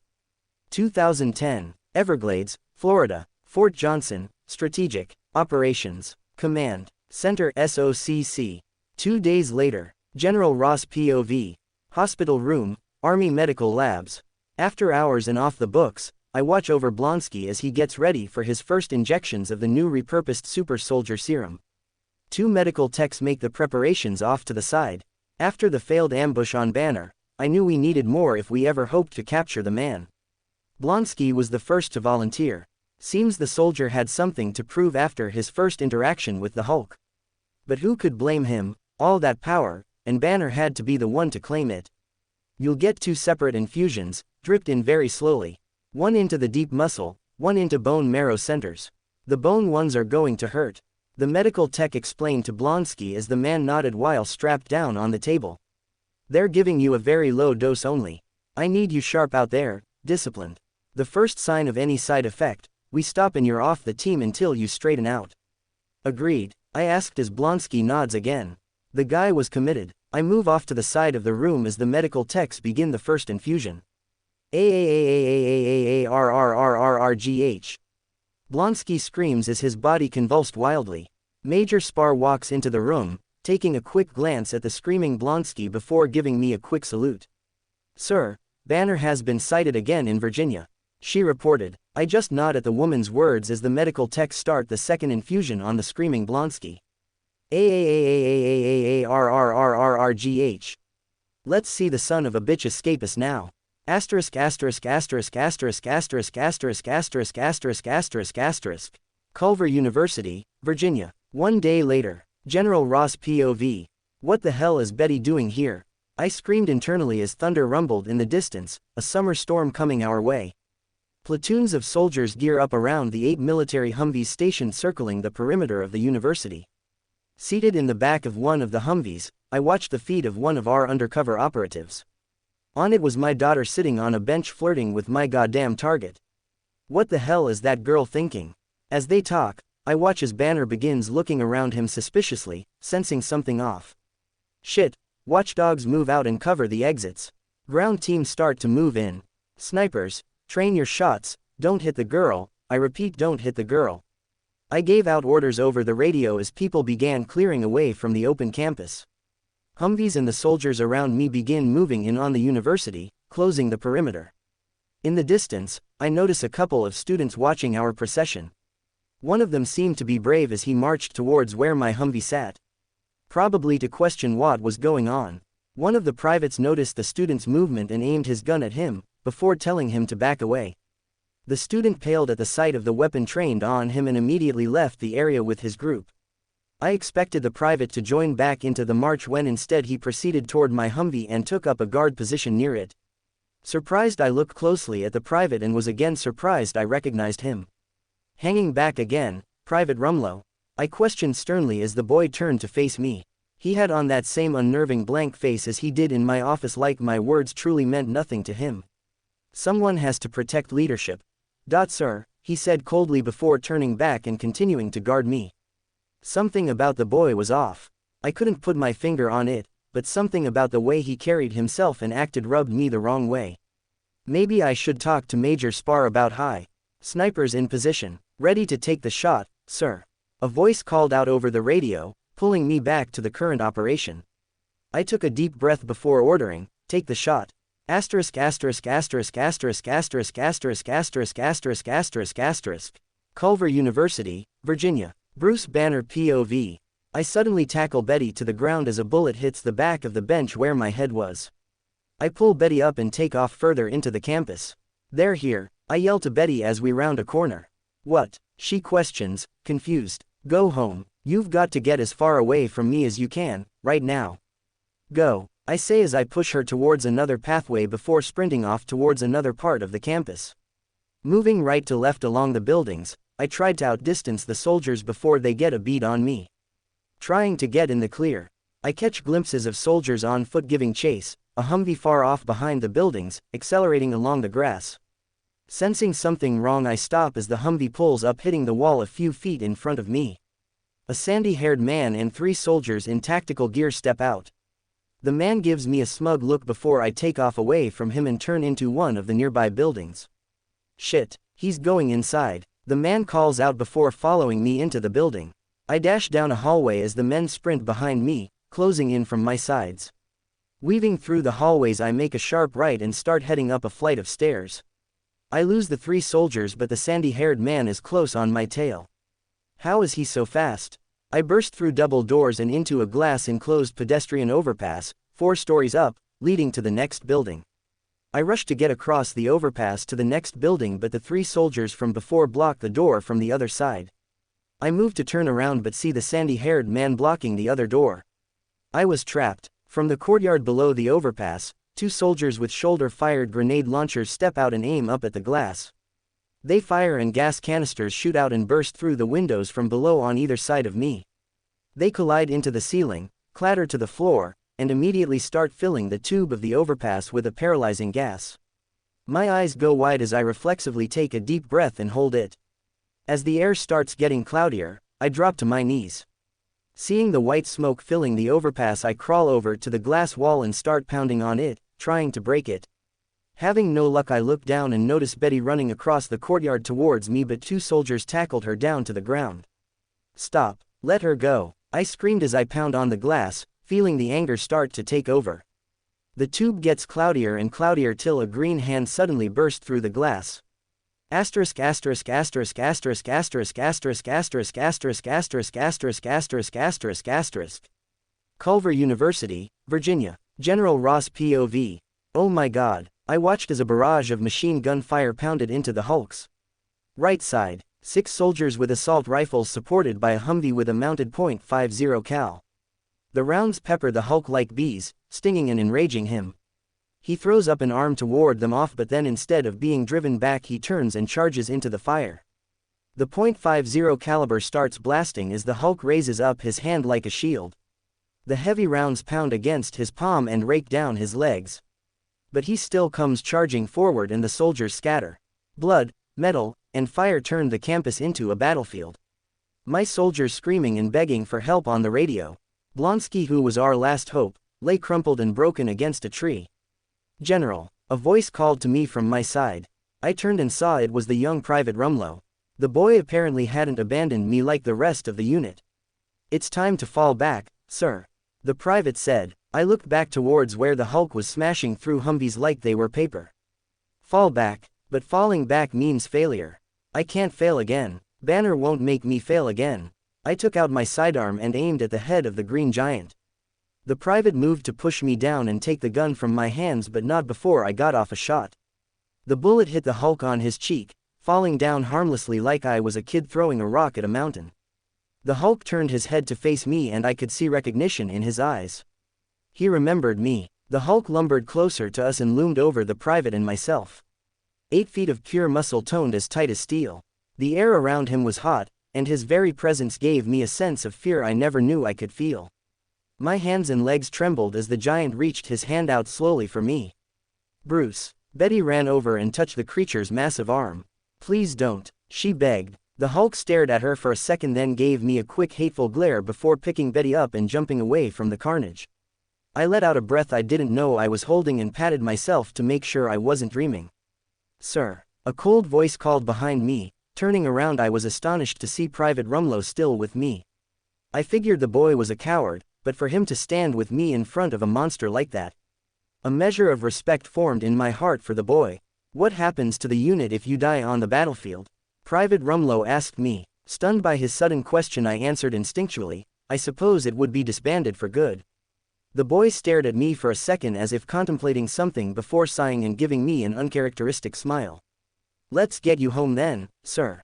Asterisk asterisk asterisk asterisk asterisk asterisk asterisk asterisk asterisk asterisk asterisk asterisk asterisk asterisk. Everglades, Florida, Fort Johnson, Strategic Operations Command Center SOCC. 6 hours after second failed ambush. Brock POV. I sat in my cot in the barracks, twirling my mask in my hands nervously. After a while, I let out a frustrated grunt and threw the mask against the wall. I was pissed. Pissed with Hydra for putting me here. Pissed with Ross for taking us on those suicide missions, then almost getting me killed so he could go against the fucking Incredible Hulk with a fucking pistol. But worst of all, I was pissed at myself. After 15 years, the reality that I am really in a fictional universe finally hit me. Watching these characters on the screen and seeing them in person are two very different things. I sighed and thought back to when the Hulk was standing in front of me. I couldn't move, breathe, or even blink in that monster's presence. It was like I was paralyzed. For some reason, I had this idea that after all my years of training I would at least be able to get away from anyone after my life. But that moment was a wake-up call. I needed power, not just learning to fight and use weapons. I needed true power. But how? Super soldier serum. Thoughts of the Hulk destroying Blonsky and then tearing his way across the battlefield came to my head. Not enough. Magic. No way I'm smart enough for that route. Plus it would take even longer to learn. No, I needed something that would be immediate. Something that would make me unstoppable for anyone in my way. A thought popped into my head, but I quickly dismissed it as foolish. But the more I thought about it, the more the idea seemed interesting to me. Standing up, I grabbed my laptop and searched for one name. Kane Marco, 2010, Everglades, Florida, Fort Johnson, Strategic Operations Command Center SOCC. 2 days later, Brock POV. So, you want to take a leave of absence while we're still in the middle of a very serious operation? General Ross said as he was seated behind his desk. I nodded, yes sir. General Ross fixed me with that same stern glare. I need to ask why private? I put a weathered look on my face, showing fatigue. I'm tired sir. This op has caused us to go up against that monster twice now. Both times I was one of the lucky few to come back. I need a break, sir. The general stared at me, his face softening a fraction. He could see I was at my limit and I knew he didn't want to push a promising new soldier too quick off the edge. General Ross let out a bone-weary sigh and picked up my request form from his desk. How long do you think you'll need private? I take a second to think how long it would take to enact my plan. 3 months, sir. General Ross shakes his head at that. That I can't do private. At most I can give you 1 month. Shit, I guess I'll have to skip a few steps. Asterisk asterisk asterisk asterisk asterisk asterisk asterisk asterisk asterisk asterisk asterisk asterisk. Seoul, South Korea, Incheon International Airport. 2 days later, getting off the plane, the thought of how stupid my plan was kept running through my mind. I mean, I was pretty much basing this entire thing off of a children's cartoon. After I searched the internet and through all the files the SOCC had, I found that there was indeed a Kane Marco alive in this universe. But the strange thing was that he wasn't the all-powerful juggernaut I remembered he was in the show. Instead, the man was running a small business with his mom in California. I didn't know what this change meant for this reality or if my idea was even still viable. But this trip to Korea would confirm a few things for me. Walking through the exiting gate of the airport, I felt a pair of eyes on me. Not making it obvious, I scanned around the terminal until my gaze landed on a small middle-aged Asian man with black shades staring right at me. When he saw me looking, he started to approach me and I got ready for a fight. Once he was in front of me, the man looked around us to see if anyone was paying attention, then leaned his head closer to mine. Hail Hydra, he whispered. Fuck. Asterisk asterisk asterisk asterisk asterisk asterisk asterisk asterisk asterisk asterisk asterisk asterisk asterisk asterisk. Seoul, South Korea. My name is Philip Cho. I am here to assist you with anything you need during your stay here, Agent Rumlow, Philip explained while I threw my bag in the back of the sub and climbed in. The man eyed me for a response, but when I didn't give one, he started the truck and pulled off onto the highway. While in the passenger seat, I studied the man from the corner of my eye. I knew the real reason Hydra sent him was to watch me. It would seem that Hydra didn't like not knowing what their agents were up to. Who knew? They had no idea what I was doing here other than my officially reported vacation with Ross, and I would like to keep it that way. Where to, sir? Philip asked from the driver's seat. The National Library of Korea, I stated. Philip looked over at me, confused. The library, sir? He questioned to get more out of me, but I sat there in silence while he took me to where I would be spending most of my trip. Asterisk asterisk asterisk asterisk asterisk asterisk asterisk asterisk asterisk asterisk asterisk asterisk. Seoul, South Korea, National Library of Korea. 17 days later. Yes, I finally found something. Searching through this damn library was a fucking pain in the ass. At the start, Philip would try and supervise me, but after the first week, when he saw I was just there to read, he decided to wait back at the hotel. After combing through millions of old books, scrolls, tomes, and inscribed weapons and items, I finally found 2 stone tablets on what I was looking for in the locked undercroft of the library. I gazed at the 2 stone tablets. The first showed a crude carving of 8 creatures at the top with small lettering written in old IDU script at the bottom. The second one showed a more detailed carving of a giant crab-like man seated on a throne and had the same writing at the bottom. Because I couldn't read the script, I would have had no idea this was what I was looking for if not for the single word written in English at the bottom of the more detailed carving. Sidorak. Asterisk asterisk asterisk asterisk asterisk asterisk asterisk asterisk asterisk asterisk asterisk. Seoul, South Korea, Gangseo District. 2 days later. Finding a translator for the tablets was difficult. I knew nothing about the area and didn't even have a place to start looking. In the end, I had to do something I really didn't want to do. I asked Philip. The man questioned why I needed a translator, and I made up a story about being on a secret assignment and that I would inform him about later. The guy looked at me with skepticism but took me to Gangseo district to meet someone he knew that could translate IDU script. We walked into a small shop at the end of a deserted alleyway in a bad neighborhood. An old man stood behind the counter of the shop and gave us a friendly smile. Philip stepped aside and motioned for me to talk to the old man. I stepped up to the counter and placed my bag on it. In Korean, I need you to translate some stone tablets for me. I opened the bag and showed the old man the tablets. Out of the corner of my eye, I noted that Philip was extremely interested in what I was doing. The old man picked up the tablet gently and turned them over in his hands. In Korean, I can do this. But it will take a couple of hours. I nodded to the old man, agreeing, as he guided us to the back of the store where a small workbench and 4 chairs sat. In Korean, please have a seat while I get to work. Would you like some tea? We declined the old man and took a seat on the small chairs. While the old man got to work, I asked Philip a couple of questions to get his guard down with me. At first, the man spoke one-word answers, but when I asked about his family, a small smile came to his lips as he talked about his wife, son, and daughter. The guy seemed to love his family a lot. Asterisk asterisk asterisk asterisk asterisk asterisk asterisk asterisk asterisk asterisk asterisk asterisk asterisk asterisk. Seoul, South Korea, Gangseo district. 3 hours later, the old man, at last, finished his work and handed me 2 tablets back along with a single sheet of paper with the translation. I eyed the piece of paper and then looked back at the old man. In Korean, this is it. This is all that was on there. The old man simply nodded his head. In Korean, yes, that was all the 2 tablets held. I don't know why you're interested in those old legends anyway. There. The old man stopped talking in shock as I pulled a small knife out of my pocket and stabbed Philip in the neck. Why? Philip questioned while holding his bleeding neck. I just stayed silent and watched as he eventually fell to the floor, lifeless. The old man just stood there wordlessly, paralyzed in fear at my brutal show of violence. I turned my head to the old man. In Korean, sorry, quote, I stated simply as I stabbed him in his carotid artery. The old man didn't even get a word out as simply bleed out on his own shop's floor.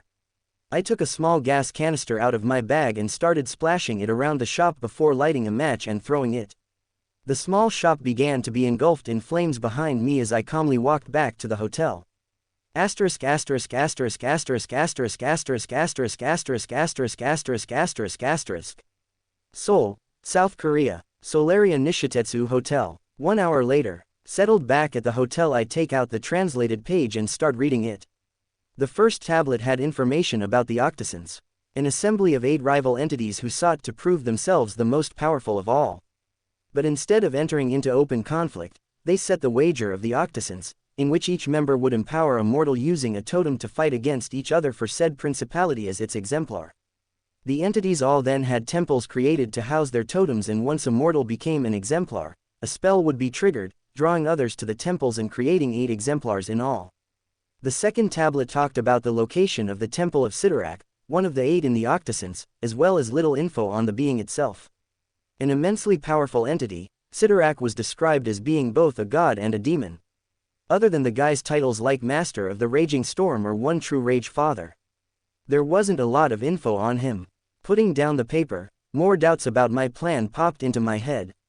Was this worth it? If I gamble and lose, would there be another chance for me? I stood and walked over to the window looking down at the beautiful city. My entire life since coming here has been a gamble. I gambled with my life when training with Taskmaster. I gambled with my life at the academy. I stood inches away from the Incredible Hulk when he was in full rage mode. A cold, determined look came to my eyes as I made up my mind. Life is a gamble and you don't win if you won't play. 2010. Seoul, South Korea. Gotjawol Forest, Jeju Island. 5 days later. Brock POV. Searching through the forest for the temple was more complicated than I expected. After so many years, the coordinates I got from the stone tablet were all but useless. Looking at my watch, I saw that I had wasted another day looking for this damn temple. Finding a spot to camp, I made a small fire and watched as the sun started to sink in the sky. Leaning against a tree, I thought about whether I was doing anything wrong. In the show, Cain and Xavier just stumbled upon the temple. Yet here I am with 5 fucking days of searching and still nothing. Closing my eyes, I utter a weary sigh. Maybe I'm just wasting my time out here looking for something that doesn't exist. A twig snaps a few feet away from my camp. My eyes snap open as I survey the surrounding forest, my hand slipping slowly towards the machete in my bag. A pair of hungry yellow eyes stared back at me from the darkness. Quickly grabbing my bag and pulling out my weapon, I barely dodged as a huge leopard jumped from one of the trees and leapt at me. The big cat rammed its head into the tree I was leaning on as I slung my bag over my shoulder and took off deeper into the forest. The leopard let out a growl of anger and I could hear it chasing after me, catching up quickly. Shit, I knew I couldn't outrun this thing, so I prepared myself to fight and waited for it to make its move. The leopard reached my back, leaping up to sink its teeth in my neck as I swiftly ducked under the beast and slashed my machete along its underside, leaving a big gash but not enough to kill it. The leopard snarled in pain and anger as it landed in front of me. Not checking whether the thing was okay, I made a sharp right and swerved through the trees as I moved. A large cliff stopped me in my tracks as I could hear the leopard coming for me.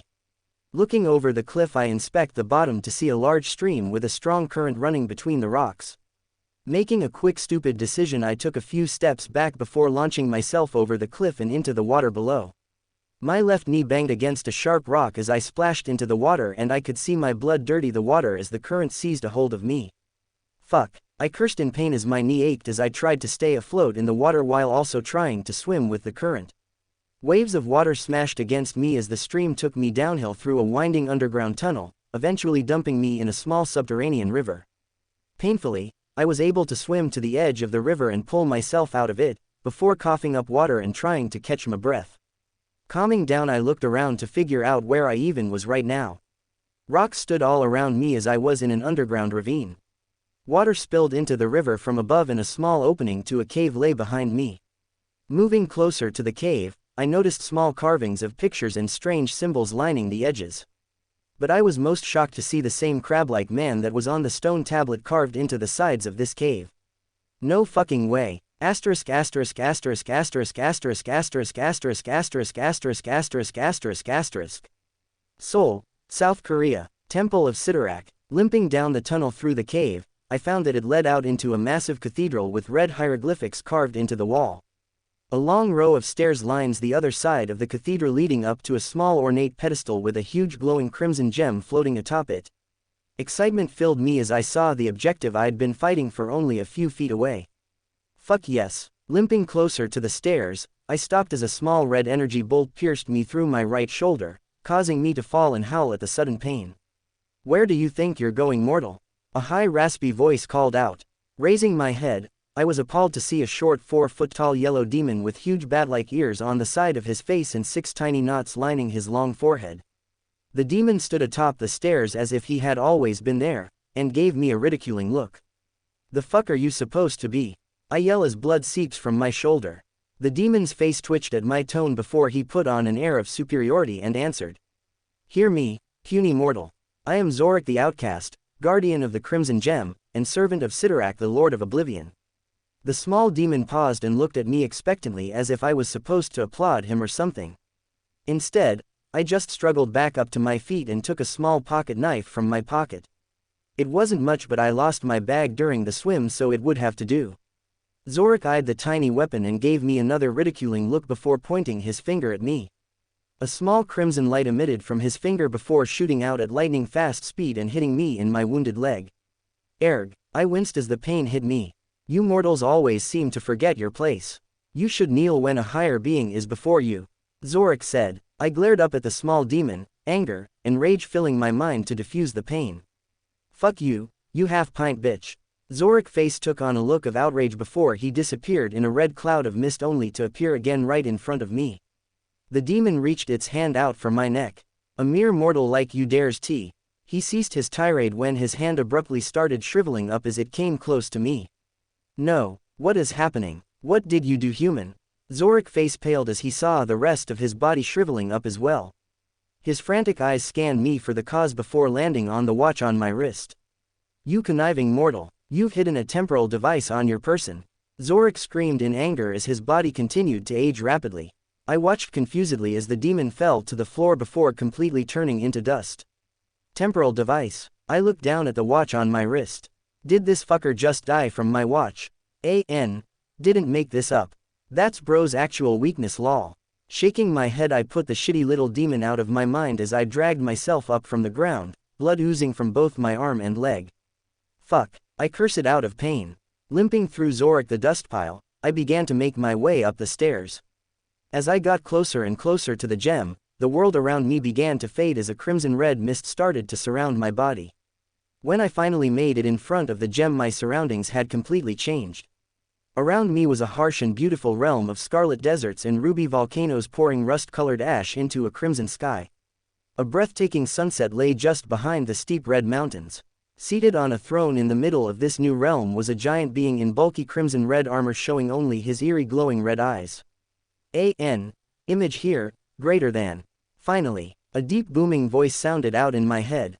Finally, a mortal worthy enough has made it to my temple. Touch the stone child and power like you never imagined could be yours. The giant leaned forward a little expectantly, eagerly waiting for me to touch the gem. I just stood where I was and asked, I'm guessing you're Sidorak.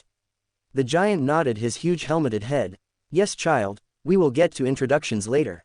Touch the gem, isn't it what you came for? Sidorak's deep voice boomed. I could hear a small voice in my head, whispering for me to touch the gem, but I just continued to stand where I was. I didn't come here for just the gem. Sidorak tilted his head, confused but also a little curious. What else did you come for child? His deep voice asked. I came here to make a deal. Asterisk asterisk asterisk asterisk asterisk asterisk asterisk asterisk asterisk asterisk asterisk asterisk. Seoul, South Korea, Temple of Sidorak. What would you bargain me for, child? Sidorak questioned. I'm fine with being your exemplar. In fact, it's the main reason I came here, but I won't be your slave. I want my free will intact and don't want you or this power to influence my actions or choices. I stated as Sidorak leaned back on his throne and studied me for a minute in silence.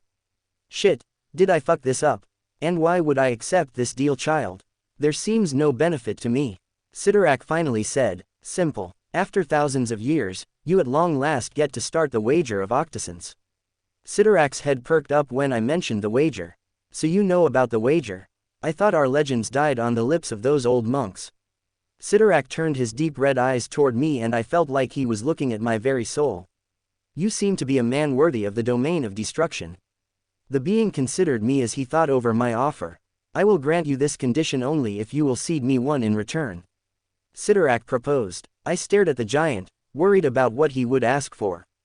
What do you want? I questioned. You will never be freed from being my avatar. Once you touch the stone it will merge with your body and you will never be able to remove it. I thought over his offer. On paper, it probably sounds terrible to be forever tethered to him, but in all actuality, this is something that would benefit me. I wasn't planning on giving up the power anyway, and if no one could take it from me, that closes one of the Og Juggernaut's weaknesses for me. Except, fine, I'll agree to this term if you add that you also won't be able to get rid of me as your exemplar. Sidorak peered down at me, probably weighing if it would be worth it to pick me as his exemplar. The guy could easily just kill me and wait another 1,000 years for someone else to show up.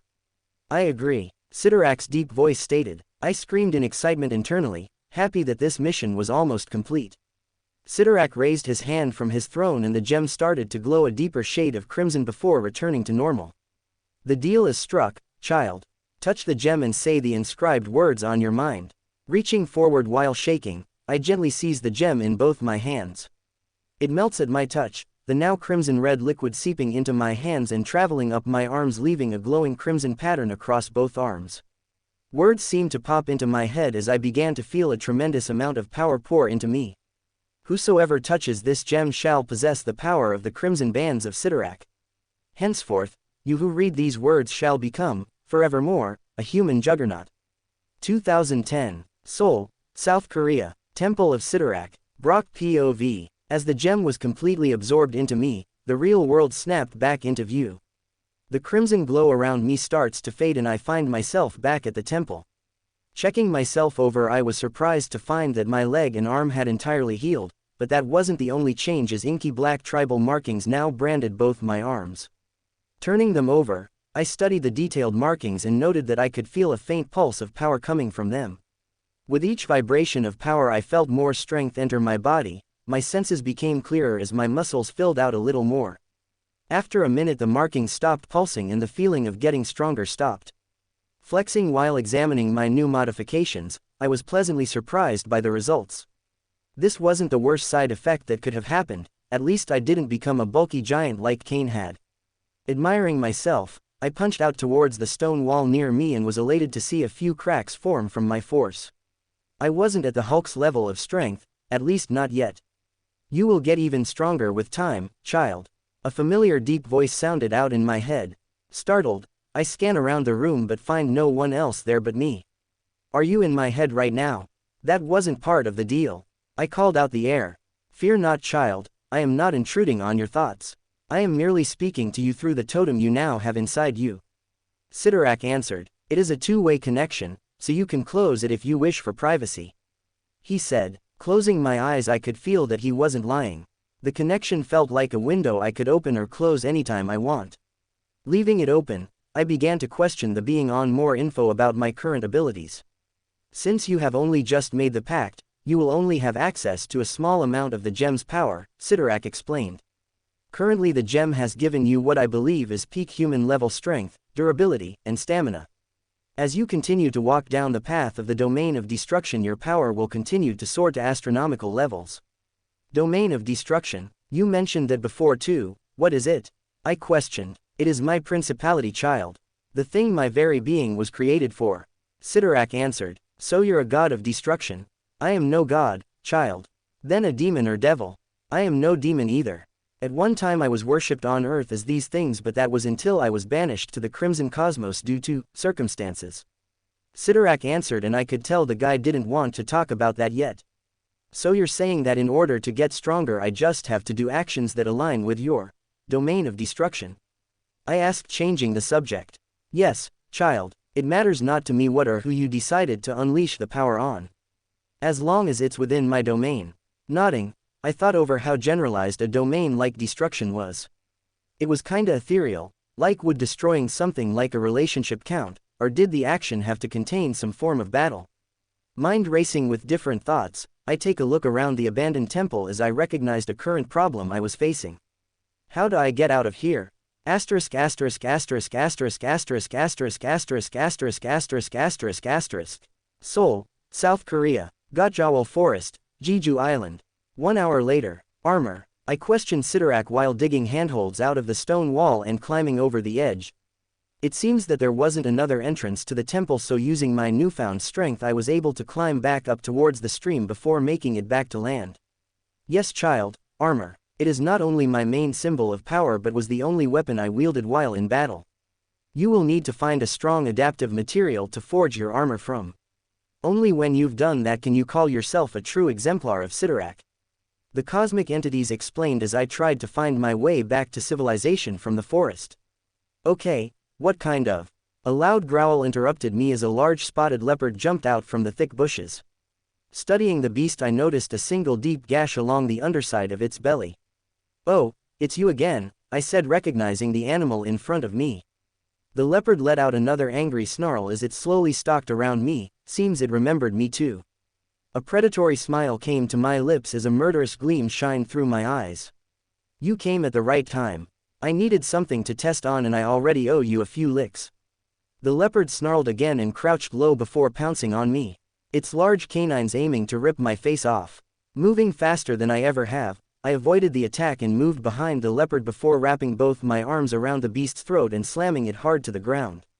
The leopard let out a pained yelp as it hit the ground. It tried to free itself from my hold, its claws scraping against my skin. I noted that while the scratches did hurt a bit they weren't breaking the skin. Smiling, I increased the strength in my arms increased as I twisted the leopard's head in the opposite direction. Snapping its neck as easily as twisting off a bottle cap. As the beast fell limply in my arms I saw my markings pulse with crimson energy for a second before returning to normal. Releasing the now dead leopard I opened the connection to Sidorak. Why did my markings pulse for a second? I questioned. Because you were committing actions that reside within my domain, the gem provided you more power, Sidorak explained. I nodded. Was it the act of killing or the fight? I asked, trying to get a handle on what I did to cause the small power up. Both, child, Sidorak stated simply, not elaborating. Sighing, I closed the connection as I continued to make my way back to the city. Time to go home. 2011, Everglades, Florida, Fort Johnson, SOCC. 4 weeks later. Brock POV. Returning to the base was awkward. It seems that in the month I was gone, most of the unit died in Harlem while caught up in a fight between the Hulk and a monstrously mutated Blonsky. General Ross was stripped of his command and those who survived the battle were systematically transferred to different units. Safe to say the SOCC task force was on its last legs. 597, 598, 599, 600, placing the 1,000 pounds weights back on the bench press, I grabbed a nearby towel to wipe my sweaty face, while breathing a little heavily. Over the 4 weeks, while waiting for Hydra to decide where they wanted to send me, I used the time to figure out my limits with my new powers in the empty training room. I found out that while I was stronger than before, the biggest increases were from my durability and stamina. While bullets wouldn't be bouncing off my skin, yet, it would still take a lot more effort to damage me and tire me out. Standing up from the bench, I moved over to the mirror and looked myself over. Hazel brown eyes stared back at me as my medium-length black hair, which was shaved on the sides, draped over my sweaty face. Peering down at the intricate black markings covering both my muscular arms, I felt a knock on my connection with Sidorak. Opening the link, the being's deep voice questioned, "Why do you train yourself in this way? Would it not be easier to test yourself upon the battlefield?" Over the 4 weeks, I also learned that Sidorak had absolutely no chill and preferred me to partake in violent and bloody actions all the time. "I don't want to join a fight without knowing all that I'm capable of first," I stated while moving over to the treadmill. "A battlefield is the best training ground, child," Sidorak lectured. Ignoring the deity, I stopped my workout as footsteps sounded in my keen ears as someone made their way towards the training room I was occupying. Closing the link with Sidorak, I turned and faced the door right as a man with a bald head and glasses opened it.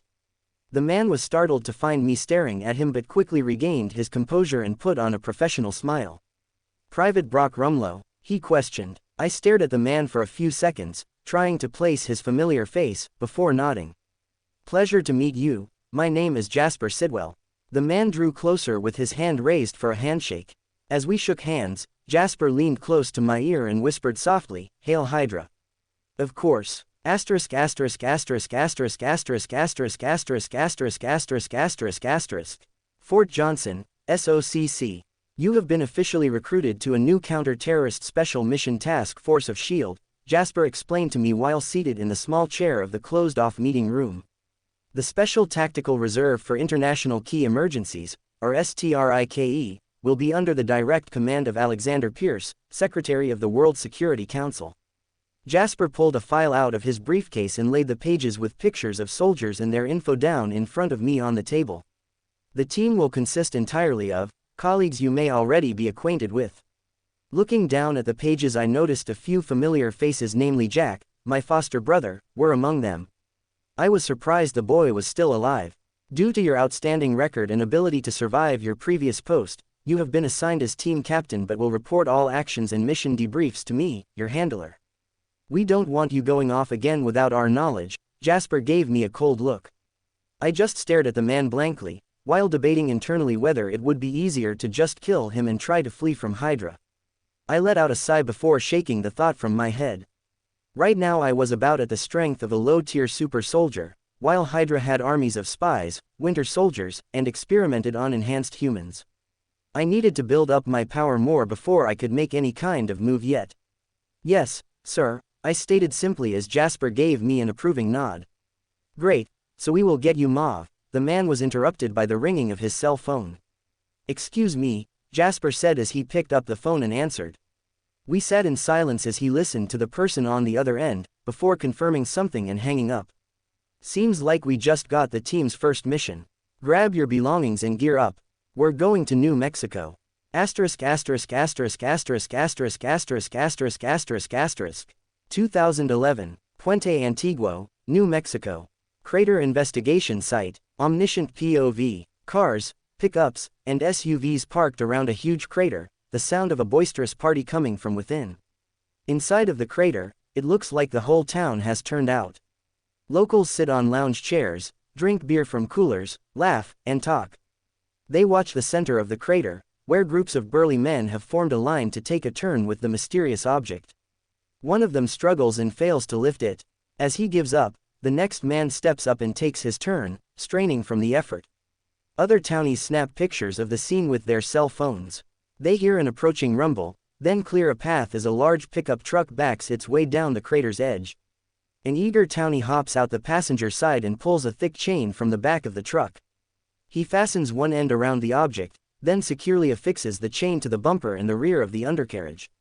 "Okay, layer rip," the eager townie yells to the driver.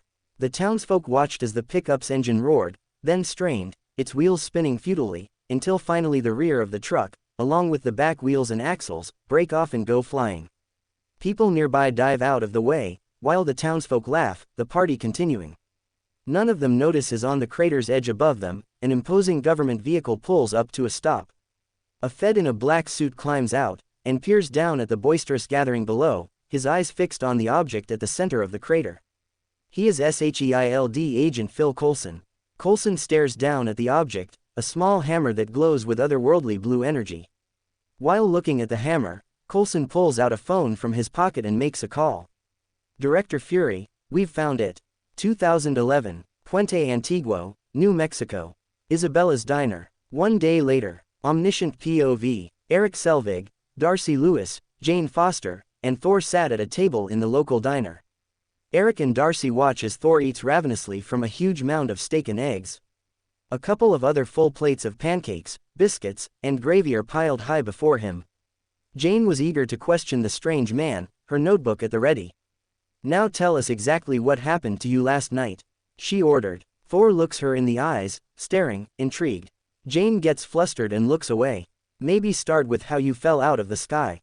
Jane tried to continue. "And how you could eat an entire box of Pop-Tarts and still be this hungry," Darcy added. Jane shoots her a withering look as Thor downs a cup of coffee. "This drink, I like it," Thor's resounding voice called out after gulping down the coffee. He hurls the empty mug at the ground, shattering it. "Another," Thor demands. "What was that?" Jane asks. Thor, not understanding the woman, looks around as the other patrons stare at him. "That drink was delicious. I want another," he stated simply. "Then you should just say so." Jane explains. "I just did. I mean ask for it. Nicely. I meant no disrespect." Thor apologizes. "All right, then no more smashing, deal?" Jane purposes as Thor nods his head in agreement.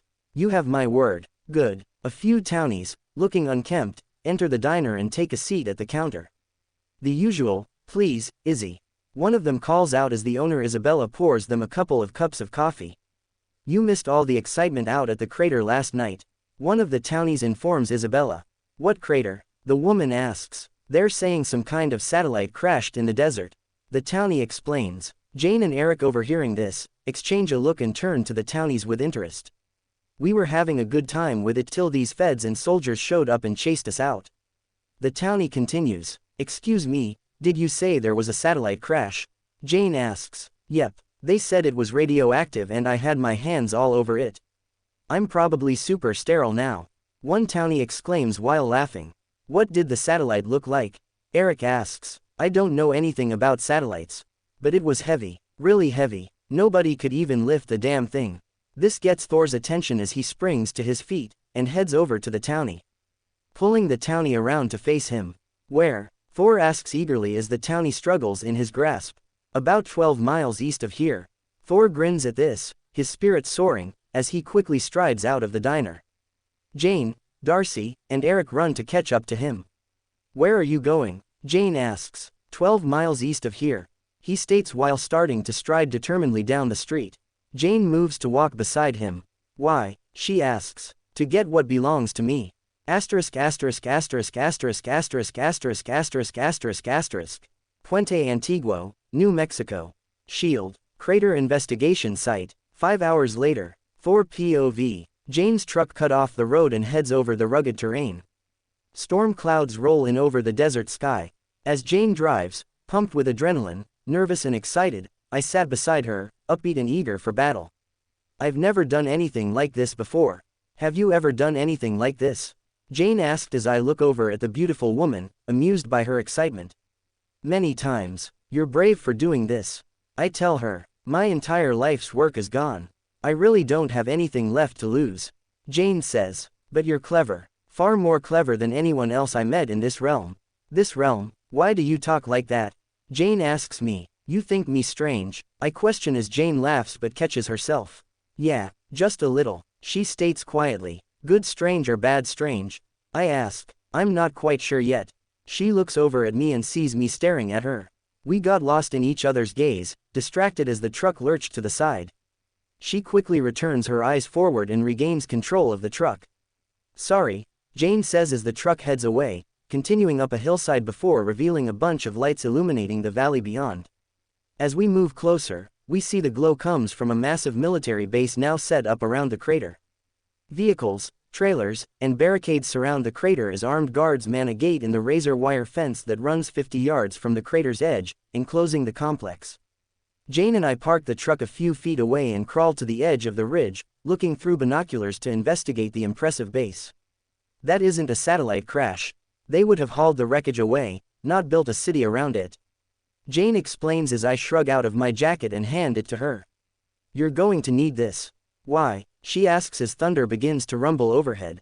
Jane stares at me intently but takes the jacket. Stay here. Once I have Mjolnir back, I will return what they stole from you. I say while looking at the gorgeous woman, already knowing that she may disobey my request. No, look what's down there. You can't just walk in, grab our stuff, and walk out.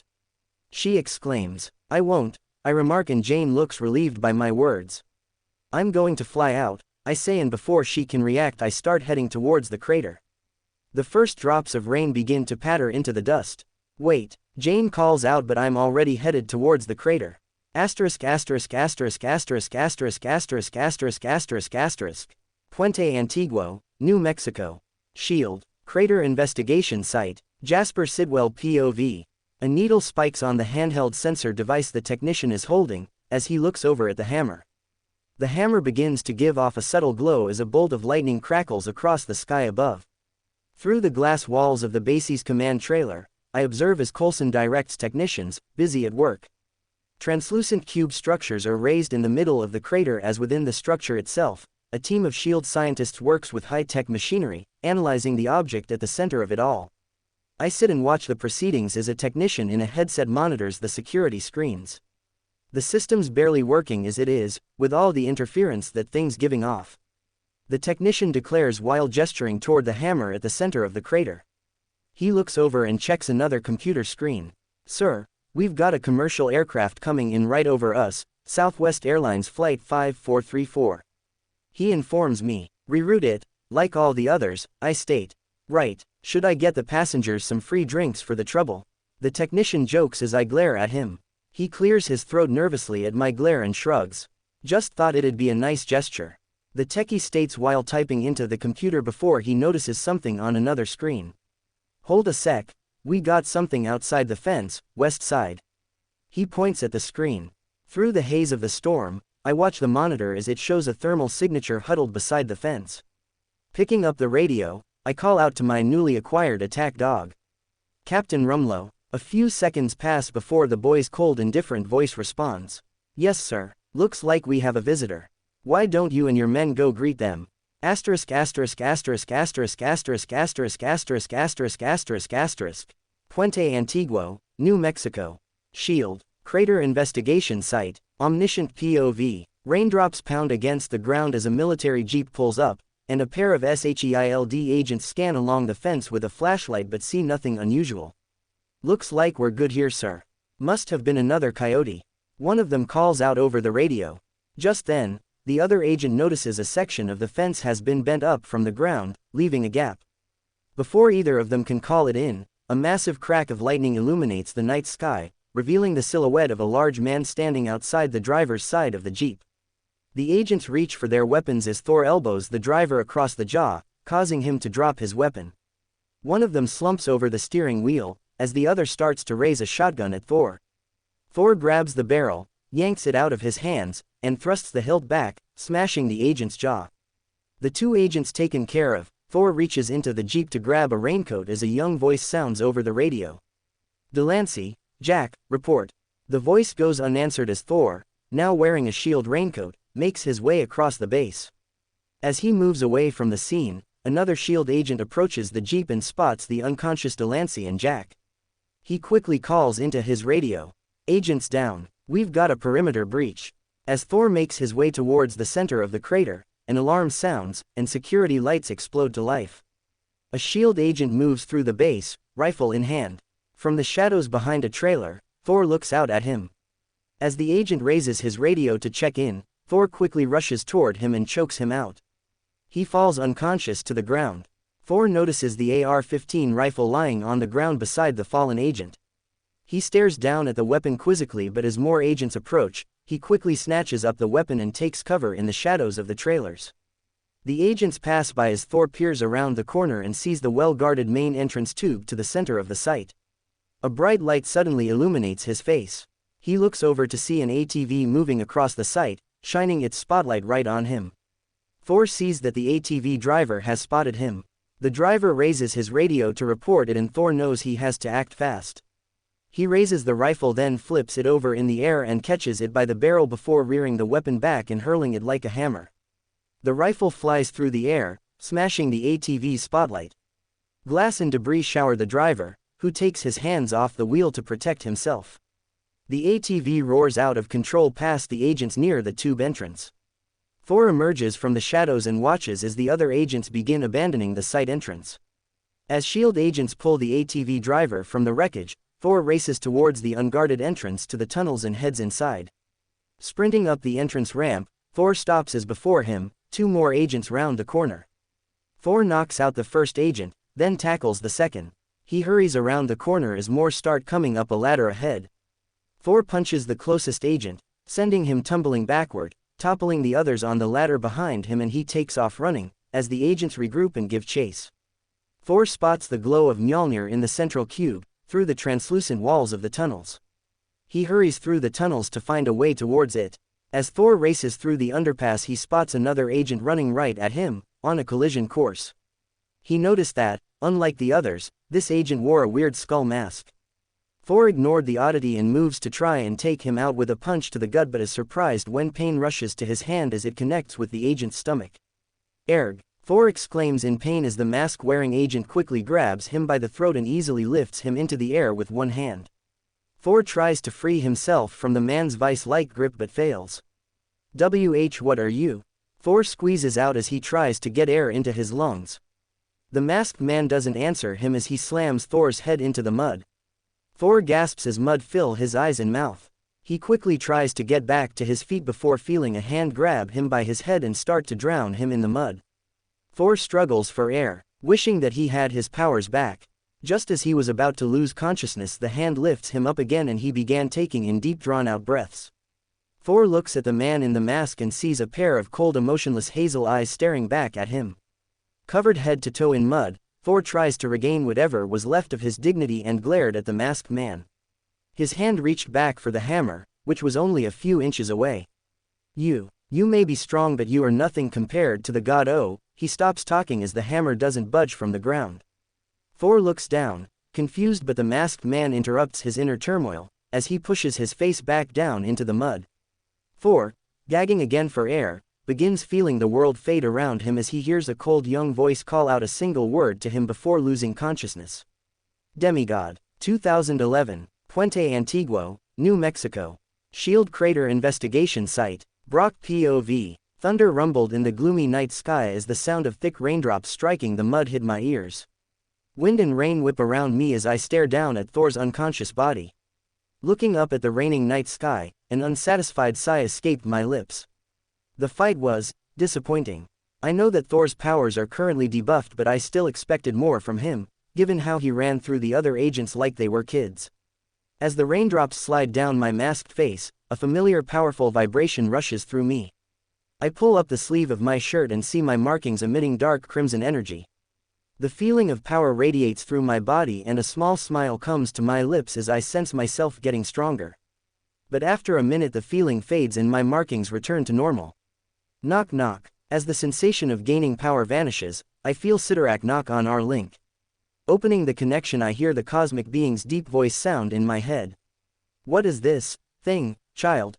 It seems like immortal but has a faint godlike aura locked within him." Returning my gaze down to the body lying limply in the mud, I answered, "This is Thor, Norse god of thunder." Sidorak chuckles mockingly at my words. This is what counts as a god nowadays. Back in my time, this thing would barely qualify to be an acolyte, let alone a supreme being. A puzzled look came to my face at Sidorak's words. Granted, Thor was kinda weak right now, but he was still one of the Avengers' heavy hitters. Before I could respond, sounds of sprinting footsteps filled my keen ears and I could feel a pair of eyes on me. Closing the link, I looked up to see a hooded figure taking a position on the watchtower above. The figure points a sniper rifle toward my direction. I suggest you don't point that at me unless you want to end up like him. I yell up at the figure while gesturing towards Thor's body. The figure hesitates but eventually lowers his weapon as more agents, led by Phil Coulson, converge on my location. Coulson comes up to me and looks between Thor's body in the mud and myself. "Great work, Captain Rumlow." He pats me on the back before focusing all his attention on the unconscious body. More SHIELD agents move in, guns trained on Thor, surrounding him as Coulson activates his radio. Ground units move in, and take the prisoner. This show's over. Asterisk asterisk asterisk asterisk asterisk asterisk asterisk asterisk asterisk asterisk asterisk. Puente Antiguo, New Mexico.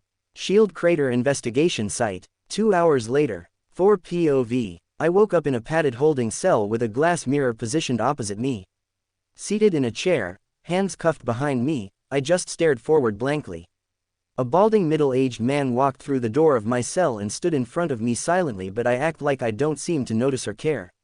I just sit there, head bowed, a broken and lost man. I'm Agent Phil Coulson with the Strategic Homeland Intervention, Enforcement, and Logistics Division, better known by its acronym SHIELD. The man introduces himself, but I still don't respond. It's not easy to do what you did. You made most of us all look like a bunch of mall cops. That's hurtful, Coulson says. The men you so easily subdued are highly trained professionals, and in my experience, it takes someone who's received similar training to do what you did to them. Would you like to tell me where you received your training? I just continued to sit in silence, remembering the skull-masked soldier who didn't seem to have any problems facing me. Pakistan, Chechnya, Afghanistan. Then again, you strike me more as the soldier of fortune type. What was it? South Africa. Still no answer. Coulson leans in closer to me. Certain groups pay well for a good mercenary. Especially Hydra. Coulson watches my face for a reaction and waits for a response, but gets none. Who are you? He finally asks. Just a man, I respond in a defeated tone. Coulson studies me for a long moment before moving back towards the door he came in through. One way or another, we find out what we want to know. We're good at that, he says and leaves the room. As the door closes, I lower my head again. I thought he'd never leave. A familiar voice sounds out in the room as I look up, shocked to find Loki standing there, dressed in 21st century attire. Loki, what are you doing here? I question. Loki fixes me with a smug smile before mockingly answering, I had to see you. What's happened? Tell me, is it Jotunheim? Let me explain to Fath. Father is dead, Loki states coldly as I stare at him in shock. What? I question weakly. Your banishment, the threat of a new war, it was too much for him to bear. I take a second as the implications of Loki's words dawn on me. I'm responsible for my father's fate. Loki draws closer to me and looks me in my eyes, consolingly. You mustn't blame yourself. I know that you loved him. I tried to tell him so, but he wouldn't listen. Loki reaches a hand up to grab my shoulder. It was cruel to put the hammer within your reach, knowing you could never lift it. But who would have thought you wouldn't even be able to get near it? I stare ahead blankly, falling deeper into the abyss of despair. Loki lets go of my shoulder and turns his back on me. The burden of the throne has fallen to me now. He says, Am I allowed to go home now? I ask. Loki shakes his head sadly. The truce with Jotunheim is conditional upon your exile. But couldn't we find a way to? Mother has forbidden your return. His words were like a knife in my heart, but I just nod and lower my head, beaten. This is goodbye, brother.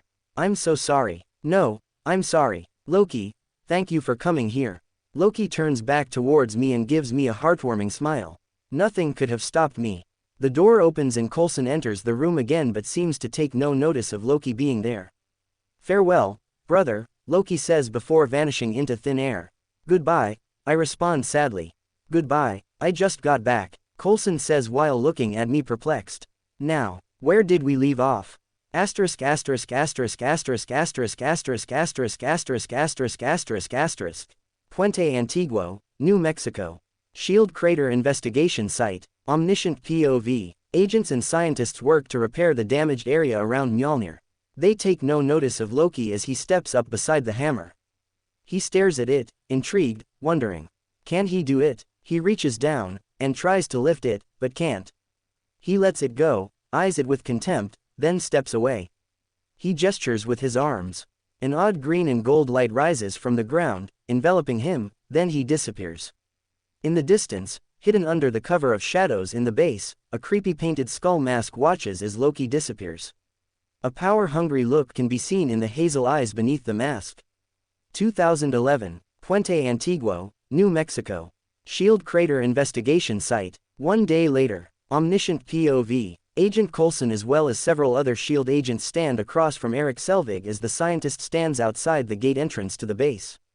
Donald Blake, Coulson questions as the agents watch Eric for any sudden moves, their weapons at the ready. Dr. Donald Blake, he's part of our team. Eric explains. Coulson eyes the man with a suspicious gaze. You have very dangerous coworkers, Dr. Selvig. Eric's face started to sweat a little at Coulson's gaze, but he pushed through his nervousness to continue his ruse. Troubled, not dangerous. He was distraught when he discovered that you'd taken all of our research. It was years of his life, gone. He got depressed, started drinking, and, well, you know the rest. Coulson's suspicious look didn't leave his face as he studies the old scientist. You mind if we take a moment to verify his identity? Certainly. Eric nods as a SHIELD technician at a nearby computer runs the name, Donald Blake.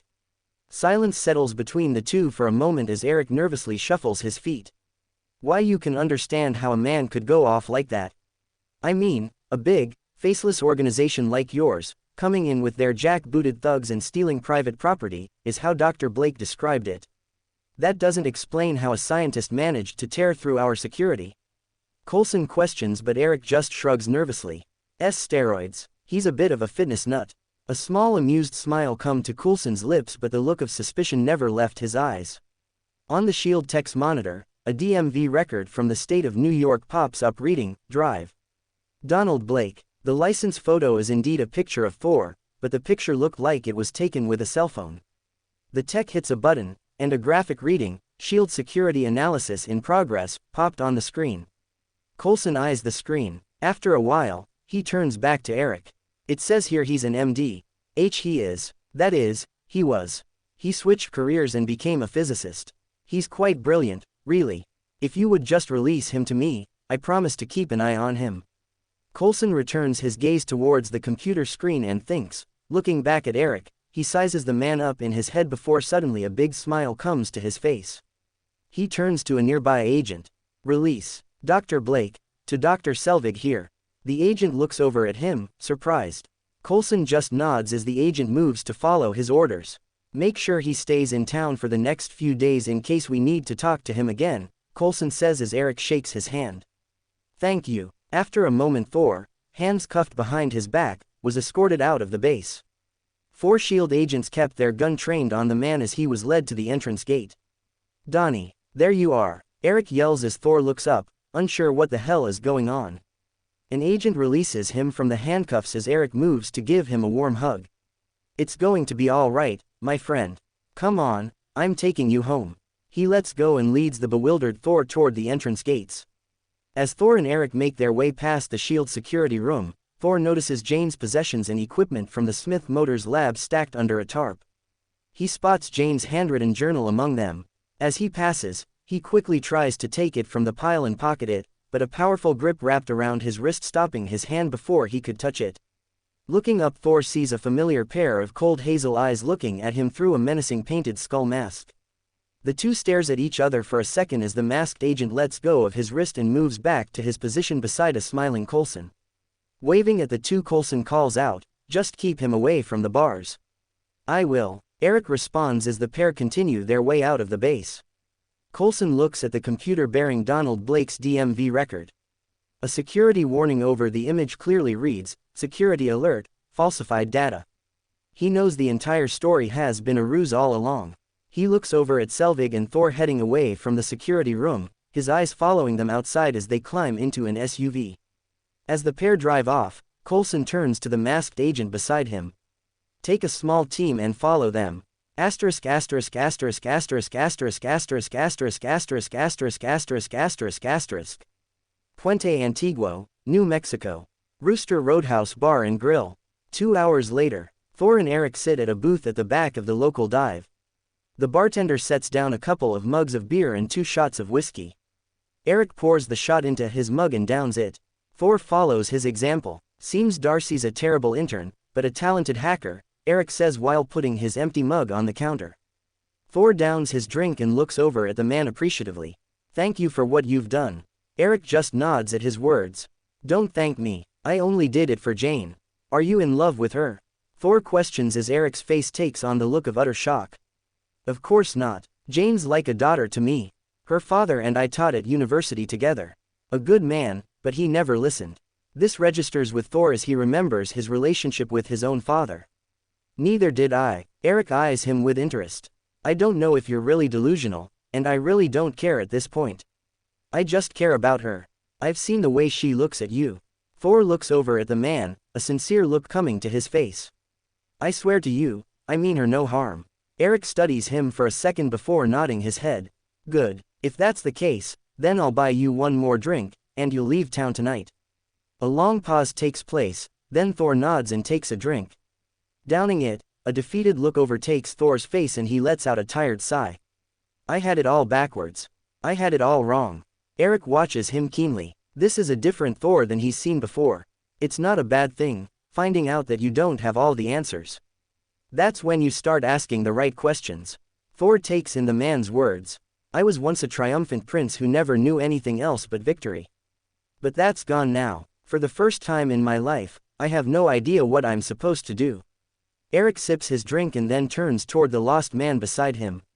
Anyone who's ever going to find their way in this world has to start by admitting they don't know where the hell they are. Thor nods at the wise words. Hey, I know you, man. A voice interrupts the two as Thor looks back to see a well-built young man with medium-length black hair that was shaved on the side and tattoos running down both his arms. A look of intoxication was in the young man's hazel eyes and he carried himself with a drunken demeanor. The drunk young man sizes Thor up and approaches, belligerent. And looking for a fight. You're the one going around town with that hot scientist girl. The drunk guy reaches the pair and Thor doesn't like where this is going. I wouldn't mind her doing a little research on me. The guy makes a rude gesture and laughs at his own words as a look of annoyance fills Thor's face. I have no quarrel with you. But she's a lady. You should be more respectful. Thor says while trying to ignore the drunkard. And you should shut the fuck up, bitch boy. Eric looks over to Thor, concerned that he's going to lose it. But, to his surprise, Thor remains unaffected by the drunk guy's baiting. I will not fight him, Thor says as he sees Eric looking at him. Then it'll be easy to kick your ass. A bitch like you doesn't deserve a fine piece of ass like that. The guy moves toward Thor but Eric stands, and steps between the two. Gentlemen, please, let's keep our heads. Suddenly, Eric tries to headbutt the drunkard but is only sent tumbling head first into tables as the man deftly dodges it. Thor moves to help the old man but is stopped at the drunk guy seizes him up by the collar and pulls him up off his feet. Alright, that's enough. Think it's time you leave guy. Everyone looks over to see the bartender aiming a small pistol toward the drunk young man. The drunk eyes the bartender then places Thor down on his feet before raising his hands in surrender. Chill dude, I'm leaving. This bitch isn't worth it anyway. The young man states as he quickly leaves the bar. Thor helps Eric up to his feet and the two look at each other before laughing at the bizarre situation. Another drink, Eric asks and the pair continue their good night. Unbeknownst to them, a tiny thin device was placed on the back of Thor's shirt collar. Asterisk asterisk asterisk asterisk asterisk asterisk asterisk asterisk asterisk asterisk asterisk. Puente Antiguo, New Mexico. Smith Motors Lab. 1 day later. Jack POV. Darcy and Eric sit at a card table, drinking coffee. Thor holds a couple of plates as Jane makes eggs on a hot plate. She scoops them out onto the plates. Thor takes them over to the table and sets them down before Eric and Darcy. Jane and Thor sit with the others and start to eat their breakfast, all of them looking like a little family. On a roof across the street from Smith Motors, Agent Kale and I continue our surveillance, bored out of our wits. I watch the group through the lab window with binoculars as Agent Kale listens to the comlink and then turns toward me. The captain wants an update, he states. Tell him they're just eating eggs. Scrambled or fried, Kale jokes as I turn to glare at him. Either take the mission seriously or I tell the captain you slacking and you know he doesn't tolerate incompetence, I state. Kale nervously clears his throat before returning to the comlink. Target is just eating, sir. We'll keep you posted. Asterisk asterisk asterisk asterisk asterisk asterisk asterisk asterisk asterisk asterisk asterisk. Puente Antiguo, New Mexico. Brock POV. Target is just eating, sir. We'll keep you posted. The voice reported over the comms. Copy.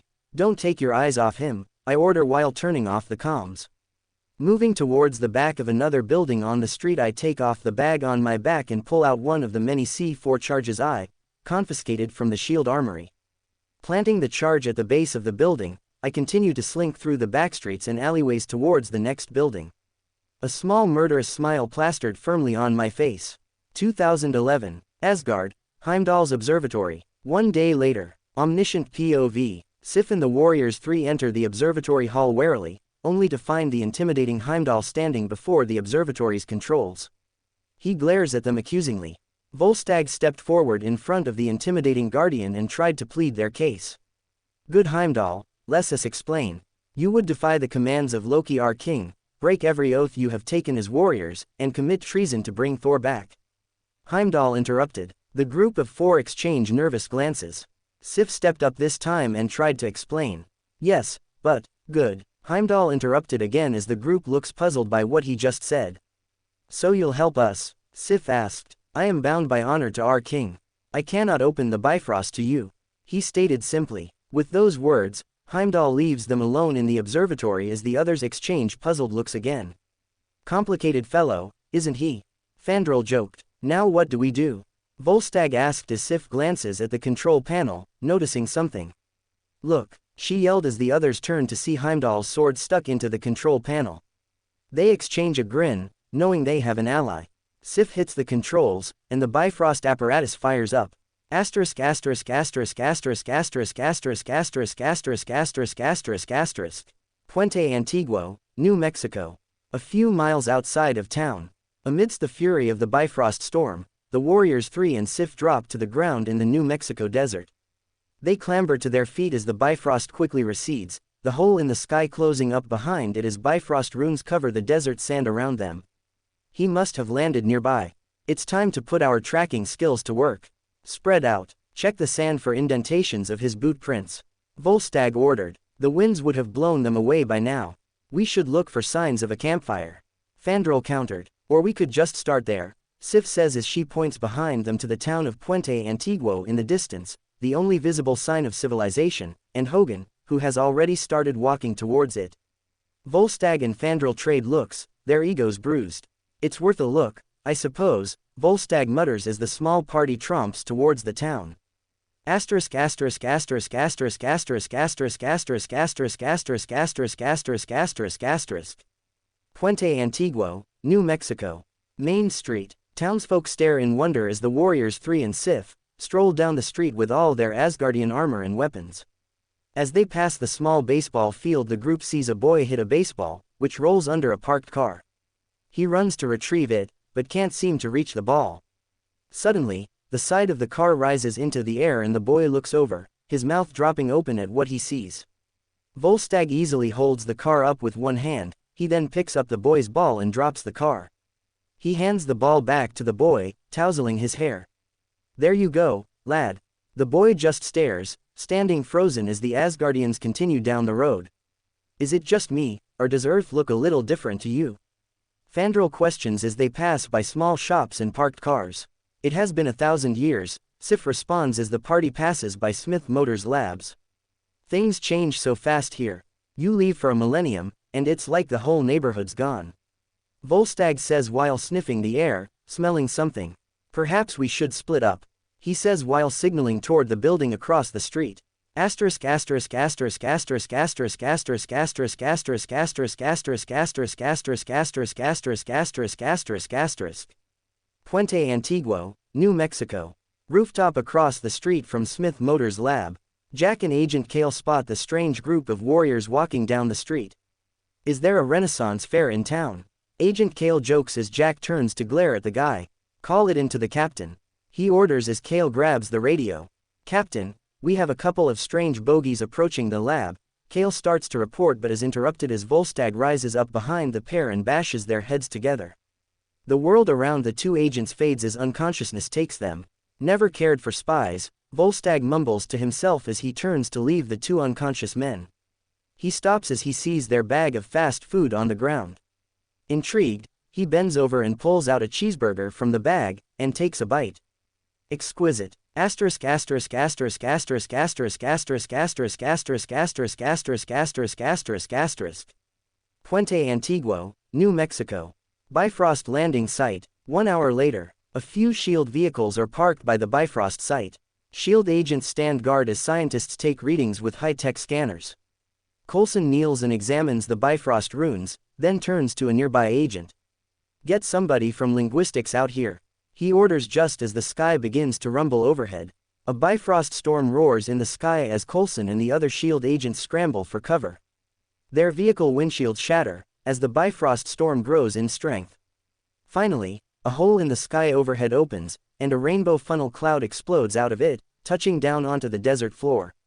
Coulson and the agents shelter their eyes from the maelstrom as wind and dust whip around them. After a minute the colors in the storm fades like they were never there. Coulson peeks his head out from behind the SUV and is stunned to see a giant silver suit of armor standing on the landing site. All the agents around him begin to aim their weapons at the strange anomaly as the armor starts to emit a bright orange glow from its eyes. Is that one of Stark's? An agent turns to ask Coulson as the armor begins moving forward towards them, its shadow completely engulfing them. I don't think so, but the guy doesn't tell me anything. Coulson says as he grabs a megaphone, steps forward, and calls out to the suit of armor. Hello, you're using unregistered technology weapons.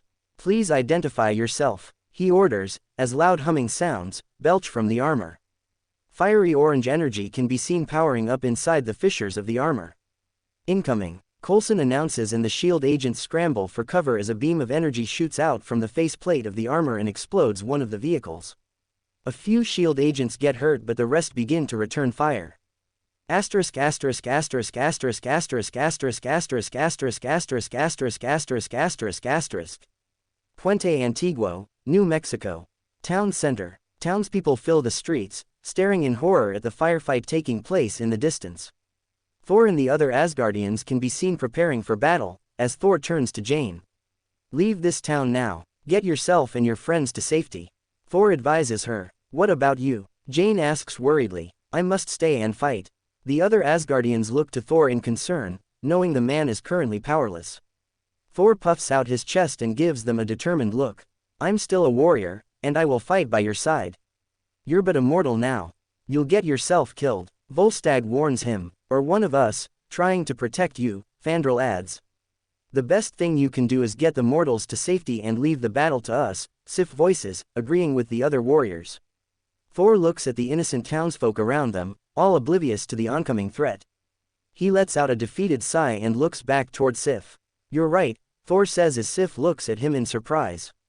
Thor turns to Jane, Eric, and Darcy. Help me clear the streets. I'll let none of these people die this day, he says, and each of them nods their heads in agreement. Asterisk asterisk asterisk asterisk asterisk asterisk asterisk asterisk asterisk asterisk asterisk asterisk asterisk asterisk asterisk. Puente Antiguo, New Mexico.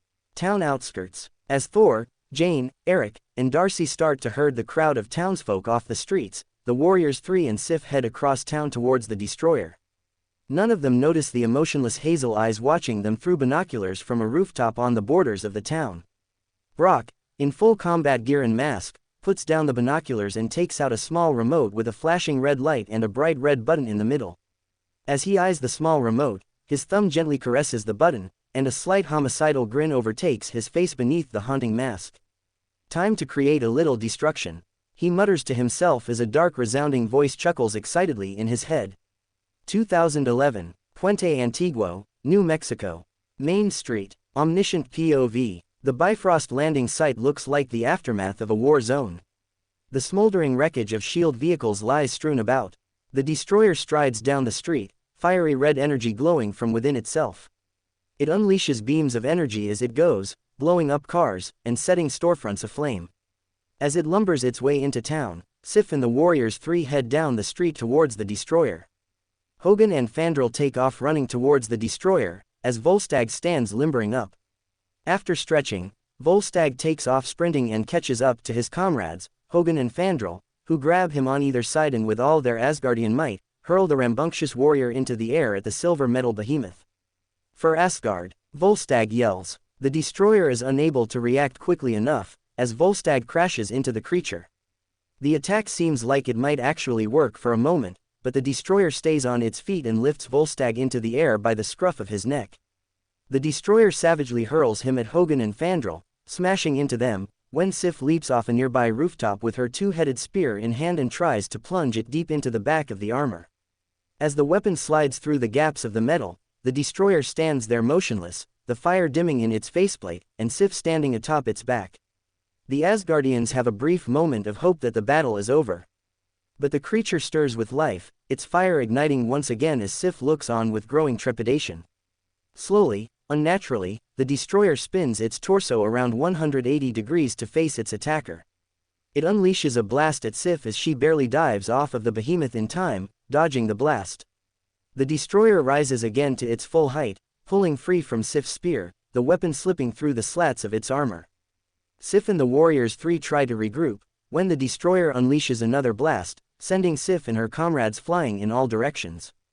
Asterisk asterisk asterisk asterisk asterisk asterisk asterisk asterisk asterisk asterisk asterisk. Puente Antiguo, New Mexico. Main Street. 4 POV. I see my friends lying injured on the ground, but I have no time to act, as the destroyer fires in my direction. A storefront near Smith Motor Labs explodes, knocking Jane, Eric, and myself off our feet. Scrambling on the ground, I find my bearings and then help Jane to her feet when we both notice Eric lying on his back amidst the debris, impaled by a twisted piece of iron. Eric! Jane cries as she and I hurry to his side. Eric was losing blood and was going into shock. Go, leave me, the dying man says as Jane shakes her head and takes his hand. Looking around for anything to help, I spot Hogan's pouch of healing stones lying in the middle of the street. Wait here, I order as I make a break for it, dodging through the flaming wreckage and debris. Scooping up the pouch in my hand, I turn tail and race back towards Jane and the bleeding Eric. I open the pouch only to find the fragile stones crushed within, useless. I pour the contents out in my hand, trying desperately to find even a fragment of the healing stones. Come on, give me one, I exclaim, and amidst the useless powder, I finally find one stone still intact. Yes, I shout and toss the pouch aside, then hold the stone over the end of the iron rod impaling Eric. What are you doing? What is that? Jane questions as the stone begins to glow. She looks on, amazed, as the glowing stone melts upon the piece of iron, dissolving it, heading downwards, until it reaches Eric's wound, healing it completely. Letting out a sigh of relief, I look back towards where the destroyer was wreaking havoc in the town, my wounded friends still lying there helpless. A determined look came to my face as I moved towards the ones closest to me, Sif and Hogan. Reaching the two, who lie dazed, battered, and bloodied on the ground. With great effort, I manage to pull them both behind the wreckage of a burning vehicle. Go, leave while you can, I tell them, as Sif looks up toward me. But the others, you can't help them now. Your job is to survive. Sif struggles to sit up, her wounds begin dripping with blood, and grips her shield tightly. No, I will die a warrior's death. Stories will be told of this day. She stops as I gently take the shield from her hand. Live and tell those stories yourself, I say, and, at last, she nods. I watch as Sif takes Hogan in her arms and move away from the battle. Looking around for the others, I finally spot Volstagg lying unconscious, with Fandral lying nearby. I make my way toward them and notice Volstagg is barely breathing. I move and try to pull the heavily armored warrior to safety, but it's no use. He won't budge. Looking at Fandral, I see the man's arm bending in a different direction, but other than that he seemed to be fine. Get him out of here, I yell towards him, only to be met with more reluctance. No, we can still fight. Fandral tried to argue, but not win. Move, Volstagg, or he'll die. A look of utter failure passes through the man's face and he glances at me in worry, but I just look at him and grin. Don't worry, my friend. I have a plan. The warrior reluctantly grabs his fallen friend and drags him away from the battlefield toward the outer border of the town. After they go, I turn back to where the destroyer is, tossing Sif's shield aside. I stride down the street towards the behemoth, completely defenseless. Looking up at the towering suit of armor, I call out to the person I know to be controlling it. Brother, for whatever I have done to wrong you, whatever I have done to lead you to do this, I am sorry. But these people have done nothing to you. They are innocents. Take my life, and know I will never return to Asgard. I extend my arms in surrender as the destroyer hesitates. Sizing my defenseless self up, it then swats me with its enormous arm. I hear the sickening crack of my breaking bones as I go flying, landing in a crumpled, broken heap in front of Smith Motors Labs. As my eyes close and my last breath leaves my lips, I could feel as the destroyer stands over my body. It opens its faceplate, and locks it in place, readying to unleash its fiery blast. The destroyer unleashes its blast at Thor's body, when, boom, asterisk, boom, asterisk. At the same time, a blinding bolt of lightning strikes down from above, colliding with the destroyer's blast. Hundreds of small explosives set around the town go off. Buildings erupt in debris as burnt bodies are thrown about the area. Fire and ash rain down as Thor, clad in full battle armor and holding Mjolnir in his hand, watches the destruction around him in horror. What just happened? Asterisk asterisk asterisk asterisk asterisk asterisk asterisk asterisk asterisk asterisk asterisk. Puente Antiguo, New Mexico. Border of town. Fandral POV. Hearing the loud explosions, I drop Volstagg and turn around, only to see the countless ruined buildings and burnt corpses littering the streets. In the distance, I catch glimpses of a newly empowered Thor battling with the destroyer. You know, I originally was tempted to kill him when I first saw him. A cold voice sounds from behind me and I quickly turn around and take a fighting stance. My face pales and my body froze, as I try to comprehend the scene in front of me. Standing over a headless corpse was a masked man. Crimson red energy emitted from intricate tattoos on his arms as he held Volstagg's head in his hands playfully. I mean, the guy was pretty much at my mercy. But I decided against it. The man's cold, emotionless voice rang out as he threw Volstagg's head carelessly away, like it was trash, and started to slowly march his way towards me. Killing him would probably change a lot of things, and why would I throw away my biggest advantage? The man stated as he continued to get closer. Letting the rage at the wrongful death of my comrade fill me, I didn't wait for him to get close and recklessly lunged at him with my saber. The masked man expertly dodged my attack like I was a child and took hold of my one good attacking arm. A force, unlike anything I felt before, crushed my wrist, making me drop my weapon to the ground. That's when I remembered your group of randoms. The masked man continued his speech, not caring that he just crushed my wrist in his hand. Ignoring the pain, I deftly flip over and kick out towards the man's face. This time he doesn't even dodge and lets the attack hit him. Pain soared up my leg as the force of the kick causes it to snap in the other direction. Erk! I scream in pain and fall to the ground. The masked man crouches in front of me and I could see emotionless hazel eyes staring back at me through the mask. Who are you? Why are you doing this? I cried as blood poured out from my crushed hand and bent leg. The masked man tilted his head to the side as if contemplating something, before answering. You know, I haven't really decided what I should call myself yet. He said as he grabbed my head in both his hands and I felt unbelievable pressure squeezing my skull. Please spare me. I call out desperately as blood leaks from my nose, ears, and eyes. Now why the fuck would I do that, when you're more valuable to me dead than you are alive? The man states simply as I could feel my head get squashed in his hands. 2011, Puente Antiguo, New Mexico. Border of town. Brock POV. Shaking my hands of the blood and bits of brains, I watch as the Asgardian warrior's headless body falls to the ground. As my markings emitted the brightest light I've seen so far, I took a moment to revel in the feeling of gaining power. Waves of energy flowed through my body, giving me the sensation of utter euphoria. If I wasn't careful, this feeling could become addictive. After a moment, the vibrations of power subsided and I returned my attention to my current situation. Looking at the two headless corpses, I tried to think of a way to hide the bodies when a thought popped into my head. Gathering the bodies and the tossed aside head, I dragged them toward one of the nearby collapsing burning buildings. Taking a page from Norse mythology, I threw the bodies into the fire and was happily surprised to see them burn like normal people. That done, I shifted my attention over to the battle between Thor and the Destroyer. I sit back and observe as Thor swings Mjolnir around and takes off straight up into the air, as the Destroyer gets back on its feet and looks up at the Thunder God. Storm clouds gather in the sky around Thor as debris which used to be the town of Puente Antiguo begins to whip around the area and rise up into the sky. The Destroyer just watches Thor uselessly, kept grounded by its massive weight. It lifts its head up at the Thunder God, opens its faceplate, locks it in place, and unleashes a blast of fiery orange energy. Thor dives downward straight at it, with Mjolnir before him, and collides with the Destroyer's fiery energy blast, overpowering it, pushing it back, and forcing it downwards at the Destroyer. He jams his hammer deep into the Destroyer's faceplate. The fiery energy within the creature builds up and explodes within him, firing out of all his openings. Thor smashes the Destroyer to the ground in a tremendous heap as the fiery energy within it extinguishes. He pulls Mjolnir from its faceplate and walks away from its lifeless carcass. As he does, the other objects and debris, pulled into the air by the gale winds, drop down from the skies and surround the Destroyer, burying it. As he moves to join his friends outside the town, I open my connection to Sidorak. Hey, ha ha ha ha ha. Sidorak's deep boisterous laughter interrupts my question. Seemed he enjoyed my show of ruthlessness as well. Well played, child, well played. I haven't seen such an entertaining performance like that since Hera rebelled against Zeus.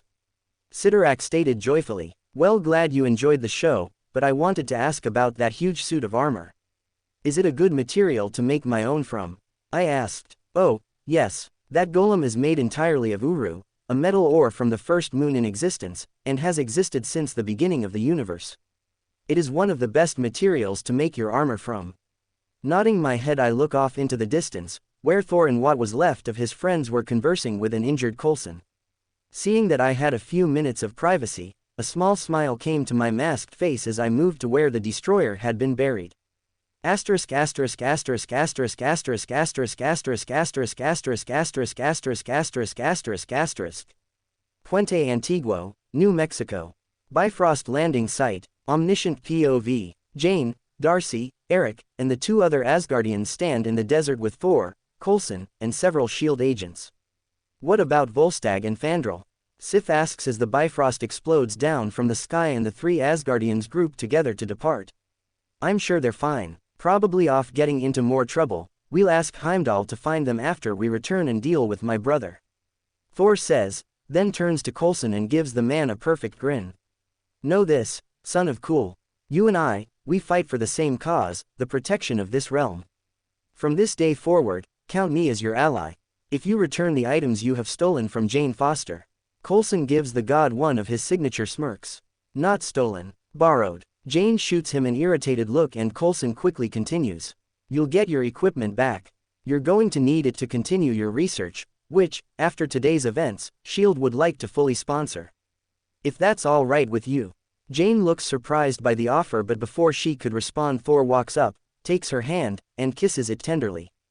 Jane looks at him, her eyes filled with the fear that she may never see him again. Whatever fate lies before me, know you are part of it, Thor declares as he takes her in his arms and kisses her passionately. Once the two reluctantly separate, Thor returns to his two comrades and the Asgardians leap into the Bifrost. Asterisk asterisk asterisk asterisk asterisk asterisk asterisk asterisk asterisk asterisk asterisk asterisk. Asgard, Heimdall's observatory. One day after Loki's escape, out of the broken and jagged Rainbow Bridge, Bifrost energy flows down, drifting off into space. Thor walks out to its edge to where Heimdall stands watching. Thor joins him and stares out at the stellar void. Still no luck, Thor asks. Heimdall turns his golden eyes towards Thor and shakes his head. Something is preventing me from finding them. Every time I try, all I see is a crimson void. Thor lets out a sigh of worry and clenches his fist tightly. Do you think they're still alive? Heimdall doesn't answer and returns his gaze back to the infinite cosmos before them. A tiny spark of unease reflected in his golden irises. Asterisk asterisk asterisk asterisk asterisk asterisk asterisk asterisk asterisk asterisk asterisk asterisk asterisk asterisk asterisk. Classified location, S.H.I.E.L.D. Helicourier. Nick Fury POV. The casualties numbered in the hundreds, sir, Coulson reported to me as I flipped through the file detailing the Battle of Puente Antiguo. Looking at pictures of the destroyed town and burnt bodies, anger at not having anticipated this kind of situation filled me. Throwing the file down on my desk, I stand up and move toward the window. Looking out at the vast ocean below. What about that metal monster? I question Coulson. We found a few remnants, but a large portion seems to have been lost in the rubble. Our people are currently still searching through the debris. I nod and turn to face one of the few individuals I knew I could actually trust. How did the STRIKE team perform? Coulson gives a small smirk at my words. While there were a few casualties who were caught up in the battle, Captain Rumlow and his men outperformed our expectations. I nod, remembering the file on the young captain. Keep an eye on them. Pierce pushed hard for that team, and I want to know if he has any ulterior motives. Asterisk asterisk asterisk asterisk asterisk asterisk asterisk asterisk asterisk asterisk asterisk asterisk asterisk. Middle of the desert, New Mexico. Brock POV. Looking down at the large pieces of the destroyer that I managed to salvage from the ruins of Puente Antiguo, I opened my link to Sidorak. Okay, how does this work? Do I have to find a blacksmith or something? I asked. Nothing like that, just place your hand upon the golem and will my domain to flow through you, Sidorak stated simply. That it? I question, surprised at how easy it sounded. The ritual may be straightforward, child, but do not underestimate it. You will be binding the armor to your very soul, so expect some pain. Nodding at his words, I kneel down in front of the destroyer and place my hands on the cold metal. Hesitating for a moment as another question came to me. What about the design? Do I get a say in how it looks? I ask, remembering the dumb-looking helmet Kane would always wear. The armor will take on an appearance that matches your soul's wavelength, Sidorak explained. Taking one last deep breath, I closed my eyes and tried to force the domain of destruction to flow through me. At first, nothing happened, but after a minute my markings began to glow with that familiar crimson light.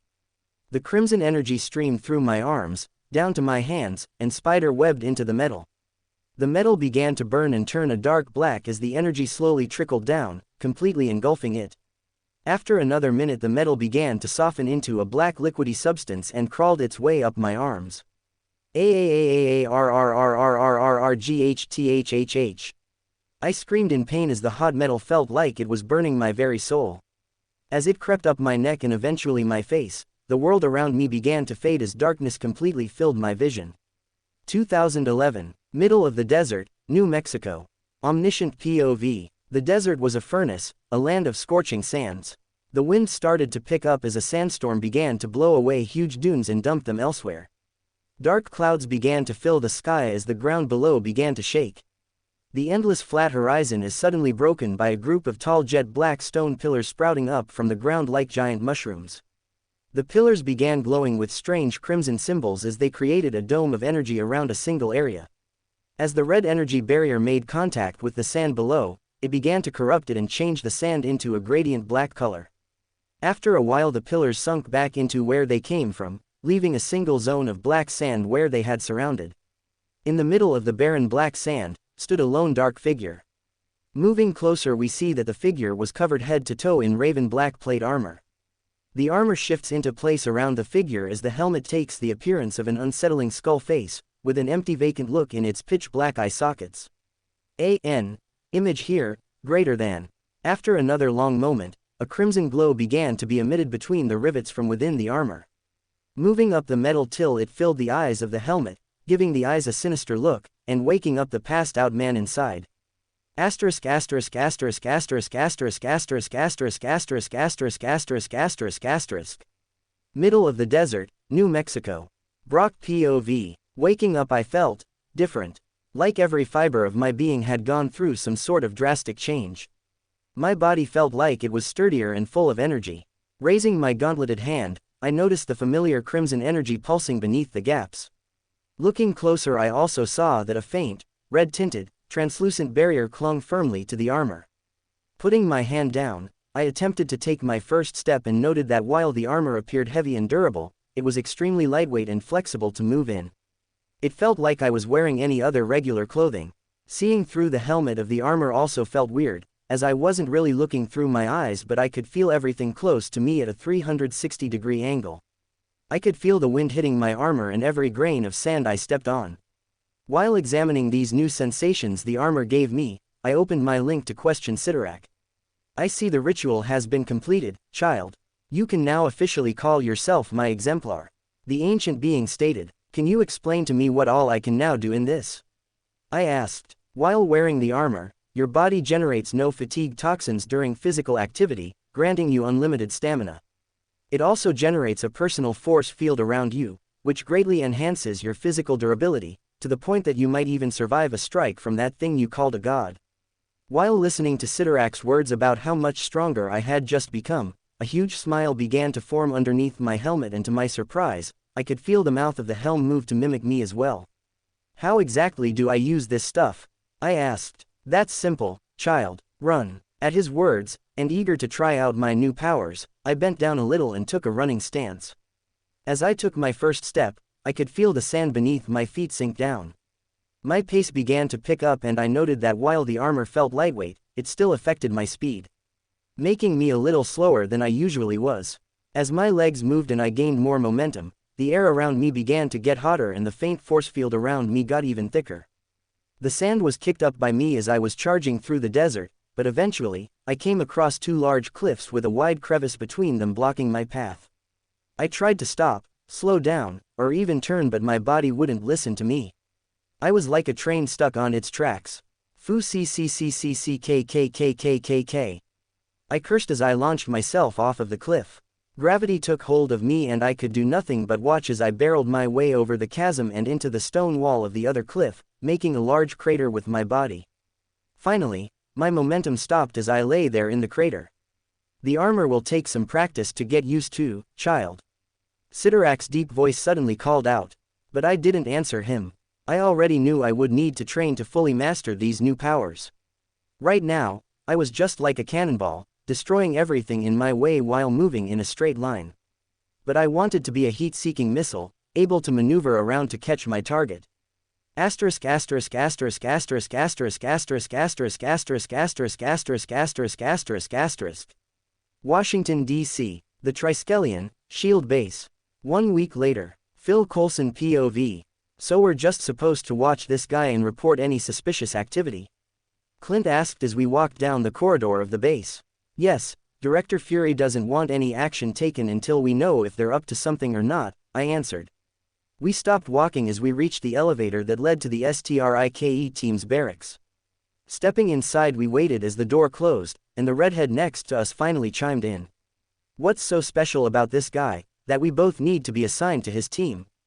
Natasha asked. I wouldn't underestimate him if I were you. He was the only agent to take down Thor while we were in New Mexico. That includes you too, Clint.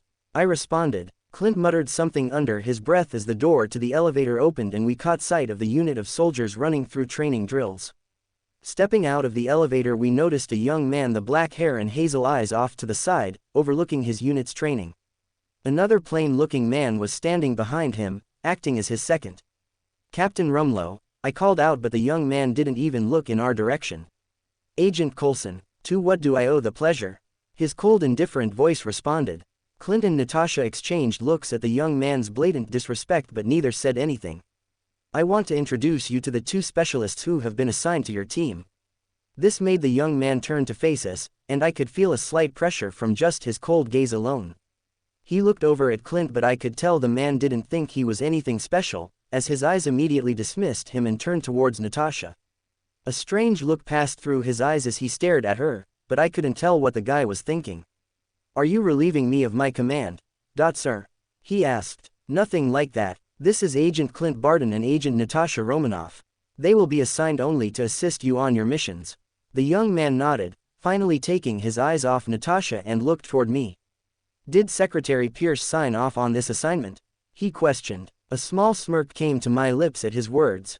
This order came directly from SHIELD Director Fury. Last I checked, he didn't need the secretary in order to make changes to his forces. The young man stared me down for a second before nodding and turning toward the man standing obediently behind him. Jack, show Agents Romanoff and Barton to their quarters, he said as the plain-looking man nodded. Brock turned back towards our group and I noted again that his eyes lingered on Natasha, ignoring Clint as if he wasn't there. Once you get your bearings, return here for midday training, he ordered. Natasha and Clint both gave me a look but moved to follow the plain-looking man.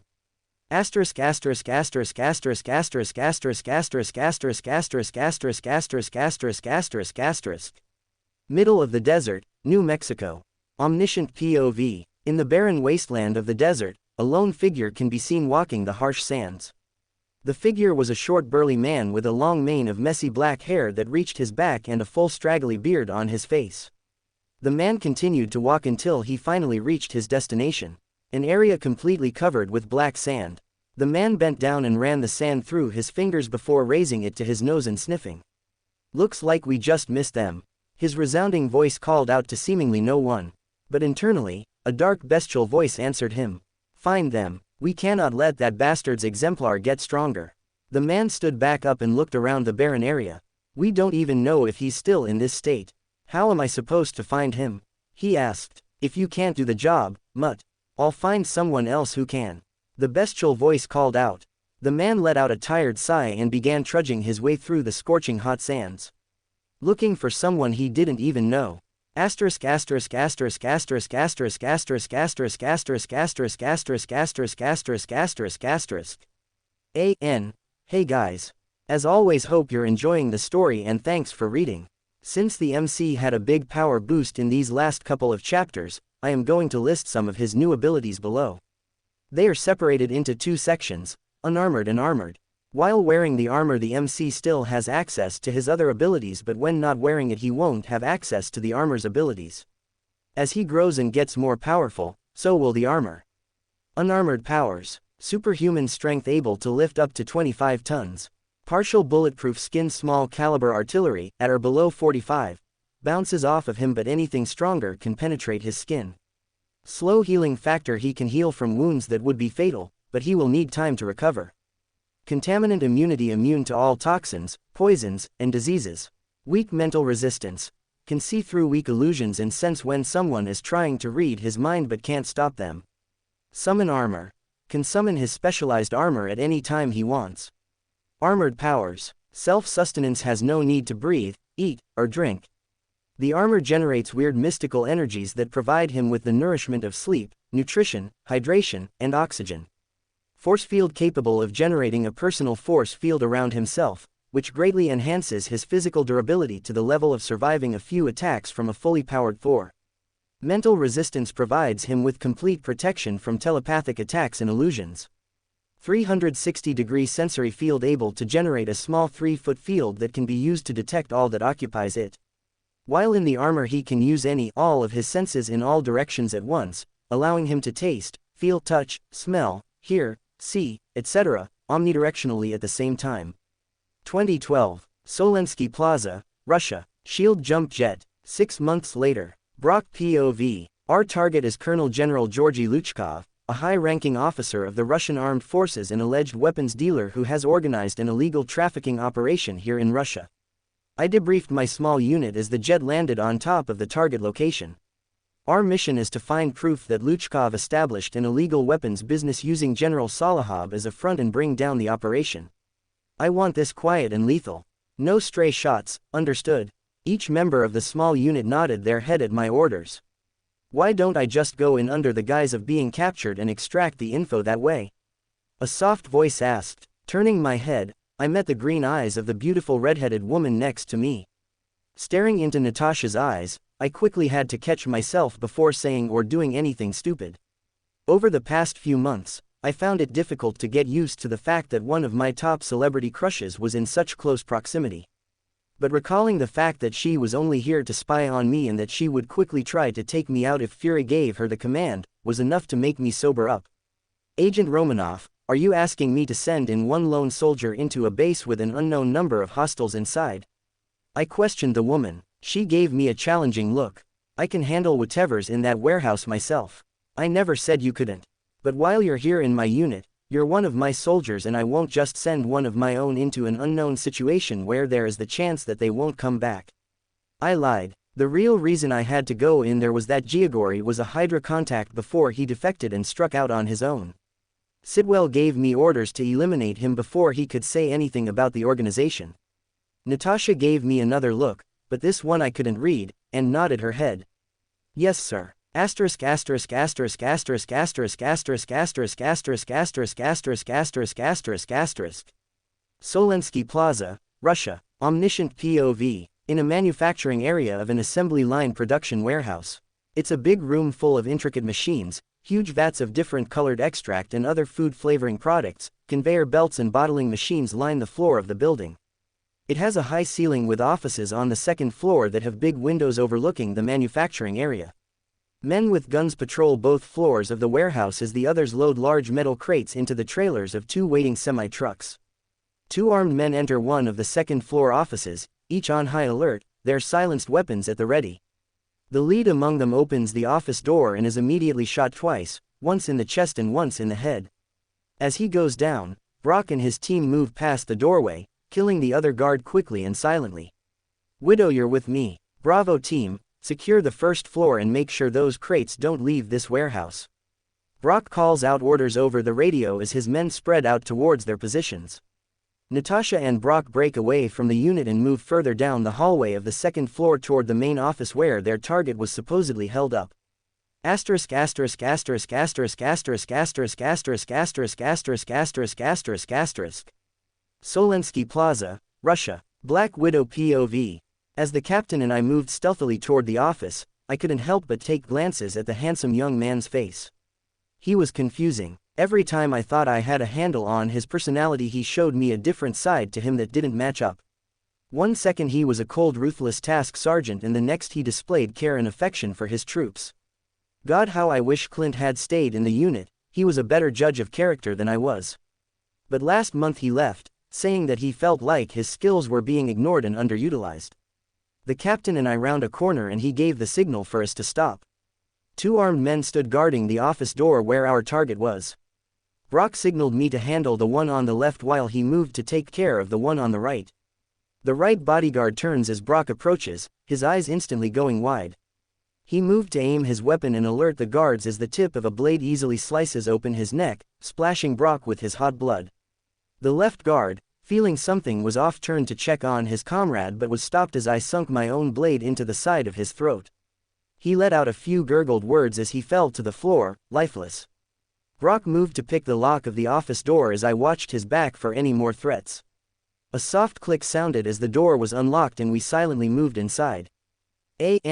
Trigger warning: these next two scenes implies some really dark themes, r***, child abuse, and torture. If you know you can't handle that, skip the next two scenes. As we made our way inside the office, we were greeted with a horrific scene. Strapped atop a large desk was a girl, who couldn't even be older than 12. She was lying there, naked with bruises covering her entire body. Giagori stood half naked in front of the girl, his back facing us. Anger filled me at the sight of the young girl and I moved to end the life of the disgusting pig but was too slow as Brock quickly grabbed the man by the back of his throat and slammed his face into the wall of the office. Grab the girl and get her to safety. His cold voice called out to me. Anger still ran through me. I wanted to punish this man. To inflict the same kind of pain on him that he did to this little girl. Natasha. Brock's voice pulled me back from the dark thought clouding my head. Trust me when I say that this guy will suffer. Just get the girl to safety. I looked into the young man's hazel eyes and could see an unbridled rage within. I knew he would make this pig feel pain. Nodding, I moved to untie the crying girl and cover her with a blanket. I walked her out of the office, closing the door behind us. After a minute, painful screams rang out as I lead the girl outside the warehouse. Asterisk asterisk asterisk asterisk asterisk asterisk asterisk asterisk asterisk asterisk asterisk asterisk. Solensky Plaza, Russia. Brock POV. Please, no more. I have money. I'll pay whatever you want.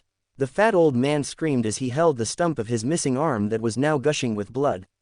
I ignored him as I gripped his other arm, and with ease, ripped it from his shoulder. AAAAARRRRRRGGGGGGTTHTH. The fat man screamed as more blood sprayed around the office. Snot and tears mixed with the blood as he cried, but still, I ignored him. I grabbed both the man's legs, using his crotch as a foothold. I pressed down and pulled them both from their sockets. I heard the crunch of his genitals as blood continued to pour out of him.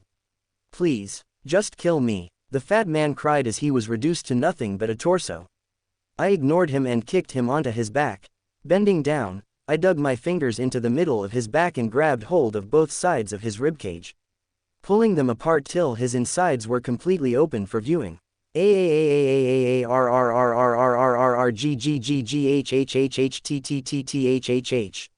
Looking at the large open flaps of skin and muscle from my living victim's back, I then severed the ribs from the spine, opening them out to the sides to form the image of grotesque wings. Not stopping there, I dug into his back and pulled out the man's intact lungs, and lay them over the extended ribs. Done with my work, I move around and watch as the light fades from the disgusting pig's eyes. My markings flashed with crimson energy, but I didn't care. This kill wasn't for power or growth. This was purely for my own enjoyment of watching the creep suffer.